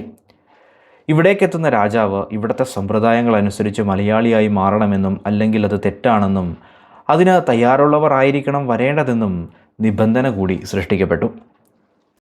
അതുപോലെ ഏത് രാജാവ് വന്നാലും 12 വർഷത്തേക്ക് മാത്രമേ അധികാരം നൽകാവൂ എന്നും 12 കൊല്ലത്തിന് ശേഷമുള്ള കാര്യം അപ്പോൾ യോഗം കൂടി തീരുമാനിക്കണമെന്നും തീരുമാനിക്കപ്പെട്ടു. അങ്ങനെ തിരുനാവായ മണപ്പുറത്തെ പെരുംകൂട്ട തീരുമാനമനുസരിച്ച് കേരള പ്രതിനിധികൾ കൊങ്ങുനാട്ടിലേക്ക് ചെല്ലുകയുണ്ടായി. അന്ന് കൊങ്ങുനാട് ഭരിച്ചിരുന്നത് ഭരണചതുരനായ ഉദയൻ ബാണവർമ്മനായിരുന്നു. കഴിവുറ്റ ഭരണാധികാരിയായിരുന്ന അദ്ദേഹം കേരളത്തിൻ്റെ ക്ഷണനത്തെ സന്തോഷപൂർവ്വം സ്വീകരിക്കുകയുണ്ടായി. തൻ്റെ ഒരു പ്രതിപുരുഷനെ കൊങ്ങുനാടിൻ്റെ ഭരണഭാരം ഏൽപ്പിച്ച ശേഷം അദ്ദേഹം മലയാള നാട്ടിലേക്ക് വരികയുണ്ടായി. അപ്രകാരം തിരുനാവായ മണപ്പുറത്ത് വീണ്ടും നാട്ടുകാരെല്ലാം ഒത്തുചേർന്നു. 18 നാട്ടിലെ മഹാജനങ്ങളും വന്നു ചേർന്നു. വാദപ്രതിവാദങ്ങളോ ആക്രമണങ്ങളോ ഒന്നും തന്നെ ഉണ്ടായില്ല. ചടങ്ങുകളും ആചാരശബ്ദങ്ങളും ഒക്കെ നടക്കുകയും കേരള ഭൂമിയുടെ രക്ഷാപുരുഷനായി ബാണവർമ്മൻ ചുമതലയേൽക്കുകയും ചെയ്തു. കേരള ചരിത്രത്തിലെ തന്നെ വലിയൊരു സംഭവമായിരുന്നു ഇത് എന്ന് പറയാം. പെരുമാൾ അവരോധത്തെ തുടർന്ന് പിന്നീട് വന്ന ഓരോ രക്ഷാപുരുഷന്മാരും തിരുനാവായ മണപ്പുറത്ത് വച്ച് തന്നെയാണ് തിരഞ്ഞെടുക്കപ്പെട്ടിരുന്നത്. അപ്രകാരം ഈ തെരഞ്ഞെടുപ്പ് ഏവരുടെയും സമ്മേളന മേഖലയായി കൂടി മാറിയത്രേ. അത് വലിയൊരു ഉത്സവമായി അതോടെ മാറിത്തുടങ്ങി. ഈ മഹോത്സവമാണ് മാമാങ്കം എന്ന നിലയിൽ ദീർഘനാളുകളായി നടന്നു പോകുന്നത് എന്നാണ് പറയുന്നത്. ആ കാലഘട്ടത്തിൽ പെരുമാളെ അരിയിട്ട് വാഴിക്കുമ്പോൾ രക്ഷാപുരുഷൻ എന്ന നിലയിൽ രാജാവും ജനപ്രതിനിധികളും പ്രതിജ്ഞകൾ ചെയ്യുക എന്നത് കർശനമായി പാലിക്കപ്പെട്ടിരുന്നു. ജനകീയമായ രീതിയിൽ മാത്രമേ രാജാവിന് ഇടപെടലുകൾ നടത്താനുള്ള അവകാശവും ഉണ്ടായിരുന്നുള്ളൂ. പ്രതിജ്ഞയും ചടങ്ങുമെല്ലാം കഴിഞ്ഞതിനപ്പുറം രാജാവായ അദ്ദേഹം ആ കാലഘട്ടത്തിലെ പ്രധാന തുറമുഖ നഗരമായിരുന്ന തിരുവഞ്ചിക്കുളത്ത് ഒരു കൊട്ടാരം പണിയുകയും ഭരണമേഖല അതാക്കി മാറ്റുകയും ചുരുങ്ങിയ നാളുകൾ കൊണ്ട് അവിടം വലിയൊരു പട്ടണമായി മാറി എന്ന് പറയുന്നു. ഇതാണല്ലോ ചേരചക്രവർത്തിമാരുടെ തലസ്ഥാനം എന്ന നിലയിൽ പ്രശസ്തമാവുന്നത്. ഇങ്ങനെയാണ് പെരുമാൾ ഭരണത്തിൻ്റെ തുടക്കമുണ്ടാവുന്നത് എന്നും പറയുന്നു. പട്ടണത്തിന് ചുറ്റുമായി വമ്പിച്ച കോട്ടയും കിടങ്ങുമൊക്കെ സൃഷ്ടിക്കപ്പെടുകയും കടൽ മാർഗം വിദേശ മേഖലകളുമായി വലിയ തോതിൽ കച്ചവടമൊക്കെ സൃഷ്ടിക്കപ്പെടുകയും ചെയ്തു അത്രേ. പിന്നീട് തളിയാതിരിമാർക്ക് രാജധാനിക്കടുത്തു തന്നെ വാസസ്ഥലവും നൽകുകയുണ്ടായി. അതുവരെ നാട്ടിൽ പ്രധാനികളും ഭരണാധിപരുമായിരുന്ന തളിയാതിരിമാരെ ഓരോ കഴകത്തിൻ്റെയും പ്രതിനിധികളായി 3 കൊല്ലം കൂടുന്ന ഭരണനിർവഹണത്തിനായി തൻ്റെ സഹായികൾ എന്ന നിലയിൽ പെരുമാൾ നിയമിക്കുകയുണ്ടായി. മേൽത്തളി, കീഴ്ത്തളി, നെടിയതളി, ചിങ്ങപുരത്തളി എന്നിങ്ങനെ തളിയാതിരി സങ്കേതങ്ങളും സൃഷ്ടിക്കപ്പെട്ടു. പറവൂർ ഗ്രാമത്തിൽ നിന്ന് നെടിയ തളിയെയും ഐരാണിക്കുളത്തിൽ നിന്ന് കീഴ്ത്തളിയെയും മൂഴിക്കുളത്ത് നിന്ന് ചിങ്ങപുരത്തളിയെയും ഇരിങ്ങാലക്കുടയിൽ നിന്ന് മേൽത്തളിയെയും തിരഞ്ഞെടുപ്പ് വ്യവസ്ഥകളും നൽകുകയുണ്ടായി. ഈ രീതിയിൽ ബ്രാഹ്മണ മേഖലകൾക്ക് അവരുടെ പ്രാധാന്യം തുടരാനും അനുവദിച്ചു. പഴയകാലത്തെ ഭരണരീതികൾ ആകെ മാറിയെന്നും ബ്രാഹ്മണരും ക്ഷത്രിയരും ഒരുമിച്ച് ചേർന്ന് ഭരിക്കുന്ന നടപടി ഇനിയില്ലെന്നും അപജയം അവസാനിച്ചിരിക്കുന്നു എന്നും പൊതുവിൽ അഭിപ്രായം അധികം വൈകാതെ ഉയരുകയുണ്ടായി. ഭരണാധിപൻ കഴിവുള്ള ഒരാളായിരുന്നതുകൊണ്ട് തന്നെ അദ്ദേഹത്തെ എതിർത്തിരുന്നവർ പോലും മികച്ച ഭരണരീതി കണ്ട് അദ്ദേഹത്തിന് പിന്തുണയും നൽകി. പൊതുപ്രാതിനിധ്യത്തോടെ ഭരിക്കുന്നതാണ് മികച്ചതെന്ന് മനസ്സിലാക്കിയിരുന്ന ചേരനാഥൻ തൻ്റെ ഭരണകൂടത്തിൽ ബ്രാഹ്മണ മേധാവികൾക്ക് പുറമെ മറ്റുള്ളവരെയും ഉൾപ്പെടുത്തുകയുണ്ടായി. ജ്യോത്സ്യന്മാരുടെയും വൈദ്യന്മാരുടെയും ഓരോ സഭകൾ ഉൾപ്പെടെ ഭരണത്തിനും സേവനത്തിനുമായി ഒരു പഞ്ചമഹാസഭയും ഏർപ്പെടുത്തപ്പെട്ടു. ചെലവുകളില്ലാതെ രാജപീഠത്തിൻ്റെ മുന്നിലെത്തി പരാതികൾ പറയാനുള്ള അവസരവും രാജ്യത്ത് സൃഷ്ടിക്കപ്പെട്ടു. ഇത്തരത്തിൽ നാട്ടിലാകമാനം ഒരു ഉണർവ് സൃഷ്ടിക്കപ്പെട്ടു. അപ്രകാരം നാട്ടിൽ ശാന്തിയും സമാധാനവും കൊണ്ടുവന്ന ബാണവർമ്മൻ പ്രജാക്ഷേമ തൽപരനായിക്കൊണ്ട് 12 വർഷക്കാലം രാജ്യം ഭരിക്കുകയുണ്ടായി എന്നാണ് പറയുന്നത്. ബാണവർമ്മൻ്റെ മകനായിരുന്ന ഇമയവർമ്മൻ പിന്നീടുള്ള കാലം ഭരണം നടത്തിയതായും പറയുന്നു. ഇദ്ദേഹത്തിൻ്റെ കാലത്ത് ഒട്ടനവധി ദേശങ്ങൾ പിടിച്ചെടുത്തതായും പറയപ്പെടുന്നു. പിന്നീടുള്ള നൂറ്റാണ്ടുകളിൽ ചേരമേഖല വികസിച്ചും ശോഷിച്ചുമൊക്കെ മുന്നേറുകയുണ്ടായി. അപ്പോഴും പെരുമാൾ എന്ന സ്ഥാനം നിലനിന്നു. ആദ്യകാല നൂറ്റാണ്ടുകളുടെ ഭാഗമായി പെരുമാൾ എന്ന നിലയിൽ പല പേരുകളെയും നമുക്ക് കാണാവുന്നതാണ്. മറ്റൊരർത്ഥത്തിൽ രാജ്യമേഖലകൾ ഇല്ലാതായപ്പോഴും തിരിച്ചു വന്നപ്പോഴുമൊക്കെ സ്ഥാനം അവിടെ നിലനിന്നിരുന്നു. അതുപോലെ സാമൂതിരി രക്ഷാപുരുഷ സ്ഥാനം ഏറ്റെടുത്തപ്പോൾ പോലും മാമാങ്കത്തിൻ്റെ ആദ്യ കുറി പാണ്ഡ്യമേഖലയിലേക്ക് അയക്കുന്നത് കൊണ്ട് തന്നെ ചേരചരിത്രത്തിൻ്റെ പ്രാധാന്യവും ആ കാലഘട്ടത്തിൻ്റെ ചരിത്രവുമൊക്കെ നമുക്കവിടെ കാണാം. പിന്നീടുള്ള നൂറ്റാണ്ടുകളിൽ ചെറിയ ചെറിയ നാടുകളായി കേരള മേഖലകൾ വിഭജിക്കപ്പെടുന്നുണ്ടെങ്കിലും പെരുമാക്കളുടെ കീഴിലുള്ള നാടുവാഴി ഭരണം എന്ന നിലയിലാണ് നടന്നു പോകുന്നത്. 5-ാം നൂറ്റാണ്ട് കാലത്ത് ക്ഷയിക്കുന്ന ഭരണമേഖല AD 800-കൾക്കിപ്പുറമാണല്ലോ വീണ്ടും ശക്തമാകുന്നത്. പിന്നീടുള്ള നൂറ്റാണ്ടുകളിൽ നിലനിന്ന പെരുമാൾ ഭരണത്തിന് 1036-ൽ ചോളന്മാരുടെ ആക്രമണമൊക്കെ നേരിടേണ്ടി വരുന്നുണ്ട്. ഈ ഒരു കാലഘട്ടമായപ്പോഴേക്ക് കേരളത്തിൻ്റെ ചരിത്ര രേഖപ്പെടുത്തലുകൾക്കും കൃത്യത വർദ്ധിക്കുന്നുണ്ട്. നാടുവാഴികളെന്ന നിലയിൽ പല ദേശങ്ങളായി നിലനിന്നിരുന്നത് കൊണ്ട് തന്നെ പെരുമാളിൻ്റെ പരാജയമുണ്ടായാൽ സ്വതന്ത്ര രാജ്യങ്ങളായി തീരാമെന്ന ചിന്തയാണ് ഭാസ്കര രവിവർമ്മ പെരുമാളിൻ്റെ പരാജയത്തിന് കാരണമായത് എന്ന നിരീക്ഷണങ്ങൾ തന്നെയുണ്ട്. പെരുമാക്കന്മാർ തന്നെ രാജ്യത്തിന് വരാൻ പോകുന്ന അപകടങ്ങളെക്കുറിച്ച് നടത്തിയ രേഖപ്പെടുത്തലുകളും ഇതിന് തെളിവാണ്. പലയിടത്തും ഈ ഒരു കാലത്ത് സ്വതന്ത്ര സ്വഭാവമുള്ള രാജ്യങ്ങൾ വരുന്നതും ഇതിന് തെളിവാണ്. ഒടുവിലത്തെ പെരുമാളിൻ്റെ മരുമകളെ പെരുമ്പടപ്പ് നമ്പൂതിരി വിവാഹം ചെയ്തുവെന്നും അപ്രകാരം കൊച്ചി രാജകുടുംബത്തിന് ഈ പേര് വന്നത് ആ വഴിക്കാണെന്നും പറയാറുണ്ട്. ഏതായാലും ഈ ഒരു കാലഘട്ടത്തിൽ കൂടുതൽ തെളിവുകളുള്ള ഒരു ഭരണകാലം എന്നത് ഭാസ്കര രവിവർമ്മ പെരുമാളിൻ്റെതാണ്. ഇദ്ദേഹമാണ് മാമാങ്കത്തിൻ്റെ അവകാശം വള്ളുവക്കോനാതിരിക്ക് നൽകുന്നത് എന്നാണ് പറയാറുള്ളത്. പെരുമാൾ ഭരണകാലത്തിലെ നിർണായകമായ സാമന്ത രാജ്യമായിരുന്നു, അല്ലെങ്കിൽ പ്രാദേശികമായ മേഖലയായിരുന്നു വള്ളുവനാട് എന്നത്. സൈനിക ശക്തിയിൽ നിർണായകമായ പങ്ക് നൽകിയിരുന്നത് പ്രധാനമായും വള്ളുവനാട് മേഖലകളിൽ നിന്നായിരുന്നു. ഏതായാലും രാമവർമ്മ കുലശേഖര വരെ പെരുമാൾ ഭരണം തുടർന്നു പോന്നിരുന്നുവെന്നും, അതായത് വർഷം 1122 വരെയും പെരുമാൾ ഭരണം ഉണ്ടായതായി പറയുന്നു. അതിനുശേഷം ഒരുമിച്ച കേരളം എന്നതിന് പകരമായി വള്ളുവനാട്, വേണാട്, കോഴിക്കോട്, കൊച്ചി, കോലത്തുനാട് പോലെ പല രാജ്യങ്ങളായി മാറി എന്നാണല്ലോ പൊതുവിൽ പറയുന്നത്. ഏതായാലും മാമാങ്കവുമായി ബന്ധപ്പെട്ട് AD 1000 കാലഘട്ടത്തിൽ തന്നെ തിരുനാവായ മേഖലകൾ ഉൾപ്പെടുന്ന വള്ളുവനാട് സ്ഥാനികൾക്ക് പ്രത്യേക സ്ഥാനം വന്നു ചേർന്നിരുന്നുവെന്ന് മനസ്സിലാക്കാം. കേരളമാകുന്ന മേഖലയുടെ മധ്യയിടത്ത് നിലകൊള്ളുന്ന ചരിത്രപരമായി വളരെയധികം പ്രാധാന്യം നിലനിന്നിരുന്ന ഒരു രാജ്യമായിരുന്നു വള്ളുവനാട് എന്നത്. പുഴകളും മലകളും കൊണ്ട് പ്രകൃതിയാൽ തന്നെ അതിരുകൾ പഴയകാലത്ത് ഈ രാജ്യത്തിന് ഒരു അനുഗ്രഹമായി നിലനിന്നിരുന്നു.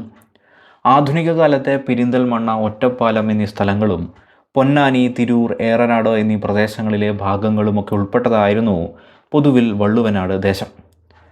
പെരിന്തൽമണ്ണയ്ക്കടുത്ത് അങ്ങാടിപ്പുരം മേഖല ആസ്ഥാനമാക്കിയായിരുന്നു ഇവരുടെ ഭരണം നടന്നിരുന്നത്. ഈ അങ്ങാടിപ്പുരം മേഖല ആസ്ഥാനമാക്കിയായിരുന്നു രാജപട്ടം ലഭിച്ച വല്ലഭൻ ചാത്തൻകോത സിംഹാസനാരൂഢനായി രാജ്യഭരണം നടത്തിയത് എന്നാണ് പറയാറ്. രാജപട്ടം സ്വീകരിക്കുന്നവർ സന്യാസ ജീവിതം നയിച്ചതായും പറയുന്നു. ആയുധബലത്തേക്കാൾ ദൈവിക ശക്തിയിൽ പ്രാധാന്യം നൽകിയിരുന്ന ഒരു രാജകുടുംബമായി കൂടിയായിരുന്നു ഇവരുടെ തുടക്കമുണ്ടാവുന്നത്. അതായത് കേരളത്തിലെ ഏറ്റവും പഴക്കം ചെന്ന രാജവംശം വള്ളുവക്കോനാതിരിയുടേതാണ് എന്ന നിലയിലും നിഗമനങ്ങൾ കാണാം. AD 700 കാലഘട്ടത്തിലെയൊക്കെ ജൂതശാസനത്തിൽ പോലും വള്ളുവനാട്ടിലെ റൈരൻ ചാത്തൻ എന്ന് വള്ളുവക്കോനാതിരിയെപ്പറ്റി പറയുന്നത് കാണാം.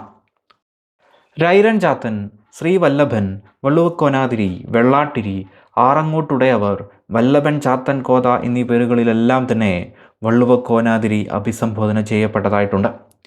വള്ളുവനാട് രാജവംശം എങ്ങനെയുണ്ടായി എന്നതുമായി ബന്ധപ്പെട്ട ചരിത്രമൊന്നും ഏതായാലും വ്യക്തമൊന്നുമല്ല. ഇവരുടെ ക്ഷേത്രമായിട്ടുള്ള തിരുമാന്താംകുന്നിൽ ഭഗവതി ക്ഷേത്രവുമായി ബന്ധപ്പെടുത്തിയുള്ള ചരിത്രം കൂടി ചേർക്കുമ്പോൾ വളരെ കാലത്തെ പഴക്കം ഏതായാലും അനുമാനിക്കാം. പല്ലവ രാജാക്കന്മാരിൽ നിന്നാണ് വല്ലഭ വംശമുണ്ടായതെന്ന് പറയുന്നവരുണ്ട്. ഏതായാലും കേരള ചരിത്രത്തിലെ പഴക്കം ചെന്ന രാജവംശങ്ങളിൽ ഒന്നാണ് വള്ളുവനാട് എന്നതിൽ തർക്കമേതുമില്ല. പെരുമാൾ ഭരണം നിലവിലുണ്ടായിരുന്ന കാലത്ത് തന്നെ AD 800-കൾക്കിപ്പുറമൊക്കെ മാമാങ്കം നടത്തിയിരുന്നത് വള്ളുവക്കോനാതിരിയാണെന്ന് പറയുന്ന ചരിത്രകാരന്മാർ പോലുമുണ്ട്. അതുപോലെ അവസാന കാലത്തെ പെരുമാളായിരുന്ന ഭാസ്കര രവിവർമ്മയിൽ നിന്നാണ് മാമാങ്കത്തിൻ്റെ അവകാശം ഇവർക്ക് ലഭിച്ചത് എന്നും പറയാറുണ്ട്. ഏതായാലും പിന്നീടുള്ള നൂറ്റാണ്ടുകളിൽ കേരളീയ ജനത രക്ഷാപുരുഷനെ അംഗീകരിക്കുന്ന ചടങ്ങും വലിയ ഉത്സവവുമായി മാറിയ മാമാങ്കം കേടുപാടുകളില്ലാതെ നടത്താൻ സാധിച്ചതിലും അതിൻ്റെ നായകസ്ഥാനത്ത് തുടരുന്നതിൽ നിന്നും വള്ളുവക്കോനാതിരിയുടെ ആ കാലഘട്ടത്തിലെ സ്വാധീനവും ജനസമ്മതിയുമൊക്കെ നമുക്ക് മനസ്സിലാക്കാവുന്നതാണ്.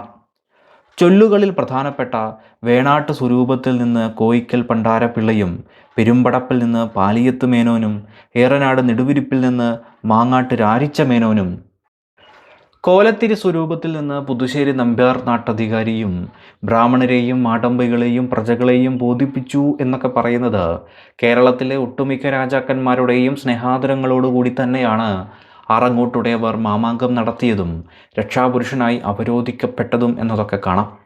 ഇത്തരത്തിൽ അതിശക്തമായി നിലനിന്നിരുന്ന വള്ളുവക്കോനാതിരിയുടെ രാജകുടുംബം ക്രമേണ മങ്കട, ആയിരം നാഴി, കടന്നമണ്ണ, അരിപ്ര എന്നിങ്ങനെയൊക്കെ നാലായി പിരിഞ്ഞുവത്രേ. ഈ വിഭാഗങ്ങളിൽ അധികാരസ്ഥാനത്തിനായി ഉണ്ടായ പരസ്പര വടംവലികൾ സൃഷ്ടിക്കപ്പെട്ടെന്നും അത് രാജ്യത്തിന് കേടുപാടുകൾ ഉണ്ടാവുന്നതിനും സാമൂതിരിയുടെ വിജയം എളുപ്പമാവുന്നതിനും കാരണമായി എന്നും പറയാറുണ്ട്. മേൽപ്പറഞ്ഞ 4 വിഭാഗങ്ങളിൽ ദുർബല കക്ഷികളെ നാമാവശേഷമാക്കാൻ ഓരോ കാലങ്ങളിൽ മറ്റുള്ളവർ ശ്രമിക്കുകയും അതുവഴി അവരുടെ മേഖലകളും അധികാരങ്ങളും കൂടെ പിടിച്ചെടുക്കാനായി പല ക്രൂരതകളൊക്കെ നടത്തിയതായും കാണാം. ഇത്തരത്തിൽ പ്രശ്നങ്ങളുണ്ടായത് എതിരാളികൾക്ക് ആക്രമിക്കാൻ പഴുതുകൾ നൽകിയെന്നതും 13-ാം നൂറ്റാണ്ടോടുകൂടി മാമാങ്കം നടത്താനുള്ള അവകാശം തന്നെ ഇവർക്ക് നഷ്ടപ്പെടുകയും ചെയ്തു എന്നാണ് പറയുന്നത്. ആദ്യകാലങ്ങളിൽ തിരുനാവായക്കിപ്പുറം ബേപ്പൂർ പുഴ വരെയും ആറങ്ങോട്ടുടയവരുടെ ഭരണത്തിൻ കീഴിലായിരുന്നു എന്ന് പറയാറുണ്ട്. വള്ളുവക്കോനാതിരിയുടെ പ്രധാനമന്ത്രി പദവി വഹിച്ചിരുന്നത് കരുവായൂർ മൂസായിരുന്നു. മൂസിനു പുറമെ അദ്ദേഹത്തിൻ്റെ ശക്തികളായി ധർമ്മോത്ത് പണിക്കർ, വീട്ടിക്കാട്ട് നായർ, കൊളത്തൂർ വാരിയർ, കുതിരവട്ടത്ത് നായർ, കാരക്കാട്ട് മൂപ്പൻ, കോങ്ങാട്ട് നായർ എന്നിവരൊക്കെ ഉണ്ടായിരുന്നു. എന്നാൽ പിൽക്കാലത്ത് സാമൂതിരിയുടെ ഭരണം ശക്തമാവുകയും വിജയങ്ങൾ നേടി അദ്ദേഹം ജൈത്രയാത്രയും ആരംഭിച്ചതോടെ കവളപ്പാറ, ധർമ്മോത്ത്, കുതിരവട്ടത്ത് പോലുള്ള സേനാനായകന്മാർ അവരവരുടെ സൈന്യങ്ങളോടുകൂടി കൂറുമാറിക്കൊണ്ട് സാമൂതിരിയുടെ കൂടെ ചേരുകയാണ് ഉണ്ടായത്. വള്ളുവക്കോനാതിരിയുടെ ശക്തി കേന്ദ്രമായിരുന്ന കരുവായൂർ മൂപ്പിലങ്ങൂന്ന് മലപ്പുറത്തിനടുത്ത് പടപ്പറമ്പിൽ വച്ചുണ്ടായ യുദ്ധത്തിൽ കൊല്ലപ്പെടുകയും യുദ്ധവീരന്മാരായി പേരുകേട്ടിട്ടുള്ള വള്ളുവനാടിനെ പല രീതിയിൽ സംരക്ഷിച്ചിരുന്ന ചന്ദ്രോത്ത് പണിക്കർ, പുതുമന പണിക്കർ, കോൽഗൗട്ട് പണിക്കർ, വേർക്കോട്ട് പണിക്കർ, വട്ടൊണ്ണമേനോൻ തുടങ്ങി പലരും ചാവേറായി ആത്മബലി അർപ്പിക്കുകയും ചെയ്തതോടെ വള്ളുവനാടിൻ്റെ പ്രഭാവം അസ്തമിക്കുകയും ചെയ്തു. നൂറ്റാണ്ടുകളായി മാമാങ്കത്തിൻ്റെ രക്ഷാപുരുഷസ്ഥാനം അലങ്കരിച്ചിരുന്ന വള്ളുവക്കോനാതിരിമാർ അത് അവരുടെ അഭിമാനത്തിൻ്റെ ചിഹ്നമായി കൂടി കണ്ടിരുന്നല്ലോ. രേഖപ്പെടുത്തലുകൾ പ്രകാരം സാമൂതിരി ഭരണമേഖലകൾ ശക്തിപ്പെട്ടതോടെ അവർ ഒട്ടനവധി മേഖലകൾ പിടിച്ചെടുക്കാൻ ആരംഭിച്ചു. അതോടെ പല പ്രാദേശിക ശക്തികളും സാമൂതിരിക്ക് ഒപ്പം ചേരാനും തുടങ്ങിയ കാലമായിരുന്നു 13-ാം നൂറ്റാണ്ട് എന്നത്. അപ്രകാരം 13-ാം നൂറ്റാണ്ടിൻ്റെ അന്ത്യഘട്ടത്തിലാണ് ഒരു കോഴിക്കോട്ടുകാരൻ കോയയുടെ സഹായത്തോടെ വള്ളുവക്കോനാതിരിയെ വെട്ടിക്കൊന്ന് സാമൂതിരി മാമാങ്ക അവകാശം കൈക്കലാക്കിയത് എന്നാണ് പറയുന്നത്. സാമൂതിരിയുടെ ആക്രമണത്തിൽ നിന്ന് വള്ളുവനാടിനെ രക്ഷിക്കാൻ അവിടുത്തെ രാജാവും ധീരന്മാരും കഠിനമായി പടപൊരുതിയതും യുദ്ധക്കളത്തിൽ മരിച്ചു വീണതുമൊക്കെ പാട്ടുകളായി പോലും ആ നാട്ടിലെ ജനതയുടെ നാവുകളിൽ അലയടിച്ചിരുന്നു. വള്ളുവനാട് ദേശത്തിൻ്റെ ഭരണചരിത്രത്തിന് ഇന്ന് വലിയ അടയാളമായി നിലനിൽക്കുന്ന കാര്യമാണ് തിരുമാന്താംകുന്ന് ക്ഷേത്രവും അതിനടുത്ത് കാണുന്ന കരിങ്കൽ തറയുമൊക്കെ. വള്ളുവനാടിൻ്റെ രാജവാഴ്ചയിൽ അഥവാ ചരിത്രത്തിൽ പല നിർണായക കാര്യങ്ങൾക്കു കൂടി ഈ മേഖലകൾ സാക്ഷ്യം വഹിച്ചിട്ടുണ്ട്. തിരുനാവായ അവർക്ക് നഷ്ടപ്പെട്ട ശേഷം ഈ കരിങ്കൽ തറയിൽ കയറി നിന്നുകൊണ്ടാണ് വള്ളുവനാട്ടരജന്മാർ രാജ്യക്ഷേമം അന്വേഷിക്കുന്ന ചടങ്ങൊക്കെ നടത്തിയിരുന്നത്. ഇതേ തറമേൽ നിന്നുകൊണ്ടാണ് ചരങ്ക് ആരംഭിച്ച് തന്നെയായിരുന്നു വെള്ളാട്ടിരി എല്ലാ കാലവും മാമാങ്കം നടത്താനായി പുറപ്പെട്ടിരുന്നതും. തിരുനാവായിൽ നിലപാട് നിന്ന അതേ നിലയിൽ വാളൂരി ഉയർത്തിപ്പിടിച്ചുകൊണ്ട് ആറങ്ങോട്ടുടയവരോ പ്രതിപുരുഷനോ ഈ തറമേൽ വന്ന് നിന്നുകൊണ്ടായിരുന്നു ചാവേറുകളെ തിരുനാവായിലേക്ക് മാമാങ്കത്തിനായി അയച്ചിരുന്നത് എന്നാണ് മറ്റൊരു നിർണായക ചരിത്രം. അപ്രകാരം ചരിത്രത്തിൽ അതിനിർണായകമായ ഒരിടമായി ഇവിടം നിലനിൽക്കുന്നു. മാമാങ്കത്തിനായി ചെന്ന ഒട്ടനവധി വീരന്മാർ പടപൊരുതി അഭിമാനം സംരക്ഷിച്ച് സ്വയം ഇല്ലാതായ കഥ നാം ഏവരും കേട്ടിട്ടുണ്ടാകുമല്ലോ. മാമാങ്കത്തിൻ്റെ അവസാന ചരിത്രം കൂടിയാണ് അവയൊക്കെ. ചാവേർ പടയിൽ നായന്മാർ മാത്രമല്ല, വിവിധ ജാതിക്കാരും മുസ്ലിങ്ങൾ കൂടിയും പങ്കെടുത്തിരുന്നു. ചാവേർ വീരന്മാരുടെ നേതൃത്വം വഹിക്കാനും അവരെ നയിക്കാനും നായകന്മാരായി നിന്നത് നേരത്തെ പറഞ്ഞ ചന്ദ്രത്തിൽ പണിക്കർ പോലുള്ളവരായിരുന്നു. വള്ളുവനാടിന് തിരുനാവായും മാമാങ്ക അവകാശവും നഷ്ടപ്പെട്ട ശേഷം കൊല്ലം തോറും മാമാങ്കാഘോഷത്തിന് പകരം പൂരാഘോഷം നടത്തുകയും പൂരപ്പറമ്പിൻ്റെ മേലെ തറയിൽ കരിങ്കൽ തറയിൽ നിലപാട് നിൽക്കുന്ന ചടങ്ങും നടത്തി വന്നു. ആദ്യകാലത്ത് മാമാങ്കം പോലെ തന്നെ 12 കൊല്ലത്തിലൊരിക്കൽ നടത്തി വന്ന തിരുമാന്താംകുന്നിലെ പൂരോത്സവം പിന്നീട് കൊല്ലം തോറും ആഘോഷിക്കുകയാണ് ഉണ്ടായത്. നിലപാട് തറയിൽ വന്നു നിന്ന് കഴിഞ്ഞാൽ ജനതയ്ക്ക് ഏത് കാര്യവും വന്ന് ബോധിപ്പിക്കാനുള്ള അവകാശമുണ്ടായിരുന്നു. അത് എന്ത് ആക്ഷേപമുണ്ടായാലും അത് തീർക്കാൻ വള്ളുവക്കോനാതിരി ബാധ്യസ്ഥനുമായിരുന്നു. സാമൂതിരി ശക്തി ആർജിക്കുന്നതിന് മുന്നേ ഈ മേഖലയിലെ കരുത്തൻ വള്ളുവക്കോനാതിരി ആയിരുന്നു എന്നതിൽ തർക്കമേതുമില്ല. വള്ളുവനാടിൻ്റെ നിർണായകമായ പല ദേശങ്ങളും സാമൂതിരി പിടിച്ചടക്കിയതിനു ശേഷം ഇരുവരും തമ്മിൽ കുടിപ്പക സൃഷ്ടിക്കപ്പെടുകയും വർഷങ്ങളോളം വലിയ തോതിലുള്ള യുദ്ധങ്ങളൊക്കെ നടക്കുകയുമുണ്ടായി. അതുപോലെ വള്ളുവനാട്ടുകാർ സാമൂതിരിയുടെ നാട്ടുകാരനെ കണ്ടാലും നേരെ തിരിച്ചും വലിയ തോതിൽ വെറുപ്പും പ്രകടിപ്പിച്ചിരുന്നു. ഈ ഒരു കാലത്തും വർഷങ്ങൾ നീണ്ടുനിന്ന യുദ്ധത്തിൽ പ്രധാന സേനാനായകർ വീഴുന്നതുവരെയും വള്ളുവനാടും ശക്തമായി തന്നെ നിലനിന്നു എന്ന് പറയാം. അതുപോലെ മൈസൂരിൻ്റെ ആക്രമണകാലം വരെയും ഇരുവരും തമ്മിലുള്ള കുടിപ്പകയും നിലനിന്നു. മറ്റൊരർത്ഥത്തിൽ വള്ളുവനാട് രാജാവ് സാമൂതിരിക്ക് കീഴടക്കാൻ തയ്യാറായതേയില്ല എന്നും പറയാം. ഏതായാലും അവസാന കാലങ്ങളിൽ വള്ളുവനാട് രാജ്യമേഖല എന്നത് വളരെ ചെറിയൊരു മേഖലയായി മാറി എന്ന് കാണാം. അതുപോലെ മൈസൂർ ആക്രമണമുണ്ടായപ്പോൾ രക്ഷ തേടി വള്ളുവനാട് രാജകുടുംബം തിരുവിതാംകൂർ മേഖലയിൽ അഭയം പ്രാപിക്കുകയും ചെയ്തു. പിൽക്കാലത്ത് 1792 നടന്ന ശ്രീരംഗപട്ടണം ഉടമ്പടി പ്രകാരം മൈസൂർ മലബാർ മേഖലയെ ഇംഗ്ലീഷ് ഈസ്റ്റ് ഇന്ത്യ കമ്പനിക്ക് വിട്ടു നൽകുകയുണ്ടായി. ഈ സമയം വള്ളുവനാട് രാജാവ് തൻ്റെ മേഖലകൾ സംരക്ഷിക്കാനുള്ള അവകാശം തനിക്ക് തരണമെന്ന് കമ്പനിയോട് പറയുകയും കമ്പനിക്ക് കപ്പം കൊടുക്കുന്ന നിലയിൽ രാജ്യമേഖലകൾ ഉൾപ്പെടുന്ന രീതിയിൽ വള്ളുവനാട് രാജാവിന് ഭരണം നടത്താനുള്ള അനുമതിയും ലഭിച്ചു. എന്നാൽ 1793 കാലത്ത് തന്നെ കമ്പനി വള്ളുവനാട് രാജാവിൻ്റെ അധികാരം എടുത്തു കളയുകയും വള്ളുവനാട് ദേശം കമ്പനിയുടെ നേരിട്ടുള്ള ഭരണത്തിന് കീഴിൽ കൊണ്ടുവരികയുമുണ്ടായി. അതോടെ വള്ളുവനാട് രാജകുടുംബം കമ്പനിയുടെ പെൻഷൻകാരായി മാറി. അപ്രകാരം നൂറ്റാണ്ടുകളുടെ ചരിത്രം പറയുന്ന വള്ളുവനാട് രാജ്യത്തിനും രാജകുടുംബത്തിനും ചരിത്രം അവസാനിക്കുകയാണ്. ആധുനിക കാലത്ത് കേരള ചരിത്രത്തെപ്പറ്റി പരാമർശിക്കുന്ന വേളയിൽ ഏറ്റവും നിർണായകമായ ഒരു പേരായി ഉയർന്നു വരുന്നത് കോഴിക്കോട് ആസ്ഥാനമായി ഭരിച്ചിരുന്ന സാമൂതിരിയെ പറ്റിയാണല്ലോ. കേരളത്തിലേക്കെത്തുന്ന യൂറോപ്യൻ ശക്തികളുടെ കാലഘട്ടത്തിലൊക്കെ പിന്നീട് അങ്ങോട്ടും കേരള മേഖലയിലെ അതിശക്തനായി സാമൂതിരി നിലനിന്നത് കൊണ്ട് തന്നെ ആ ചരിത്രത്തിനും അതുപോലെ ചരിത്ര രേഖപ്പെടുത്തലുകൾക്കും പ്രാധാന്യം വർദ്ധിക്കും. എന്നാൽ കേരളത്തിൻ്റെ ചരിത്ര വഴികളിലേക്ക് കുറച്ചുകൂടെ പിന്നോട്ട് പോയാൽ ഒട്ടനവധി കൊച്ചു ദേശങ്ങളുടെ അഥവാ രാജ്യങ്ങളുടെ ചരിത്രമാണല്ലോ കാണാനാവുക. അത്തരമൊരു സാഹചര്യത്തിൽ നിന്ന് അതിശക്തനാകുന്ന ഒരു രാജ്യമായി സാമൂതിരി മേഖലകൾ മാറുകയാണ് ഉണ്ടായത്. അതിൻ്റെ ഏറ്റവും വലിയ ചരിത്ര സാക്ഷ്യം കൂടിയാണ് മാമാങ്ക അവകാശം പിടിച്ചെടുക്കുന്നതും സാമൂതിരി രക്ഷാപുരുഷനായി മാറുന്നതും.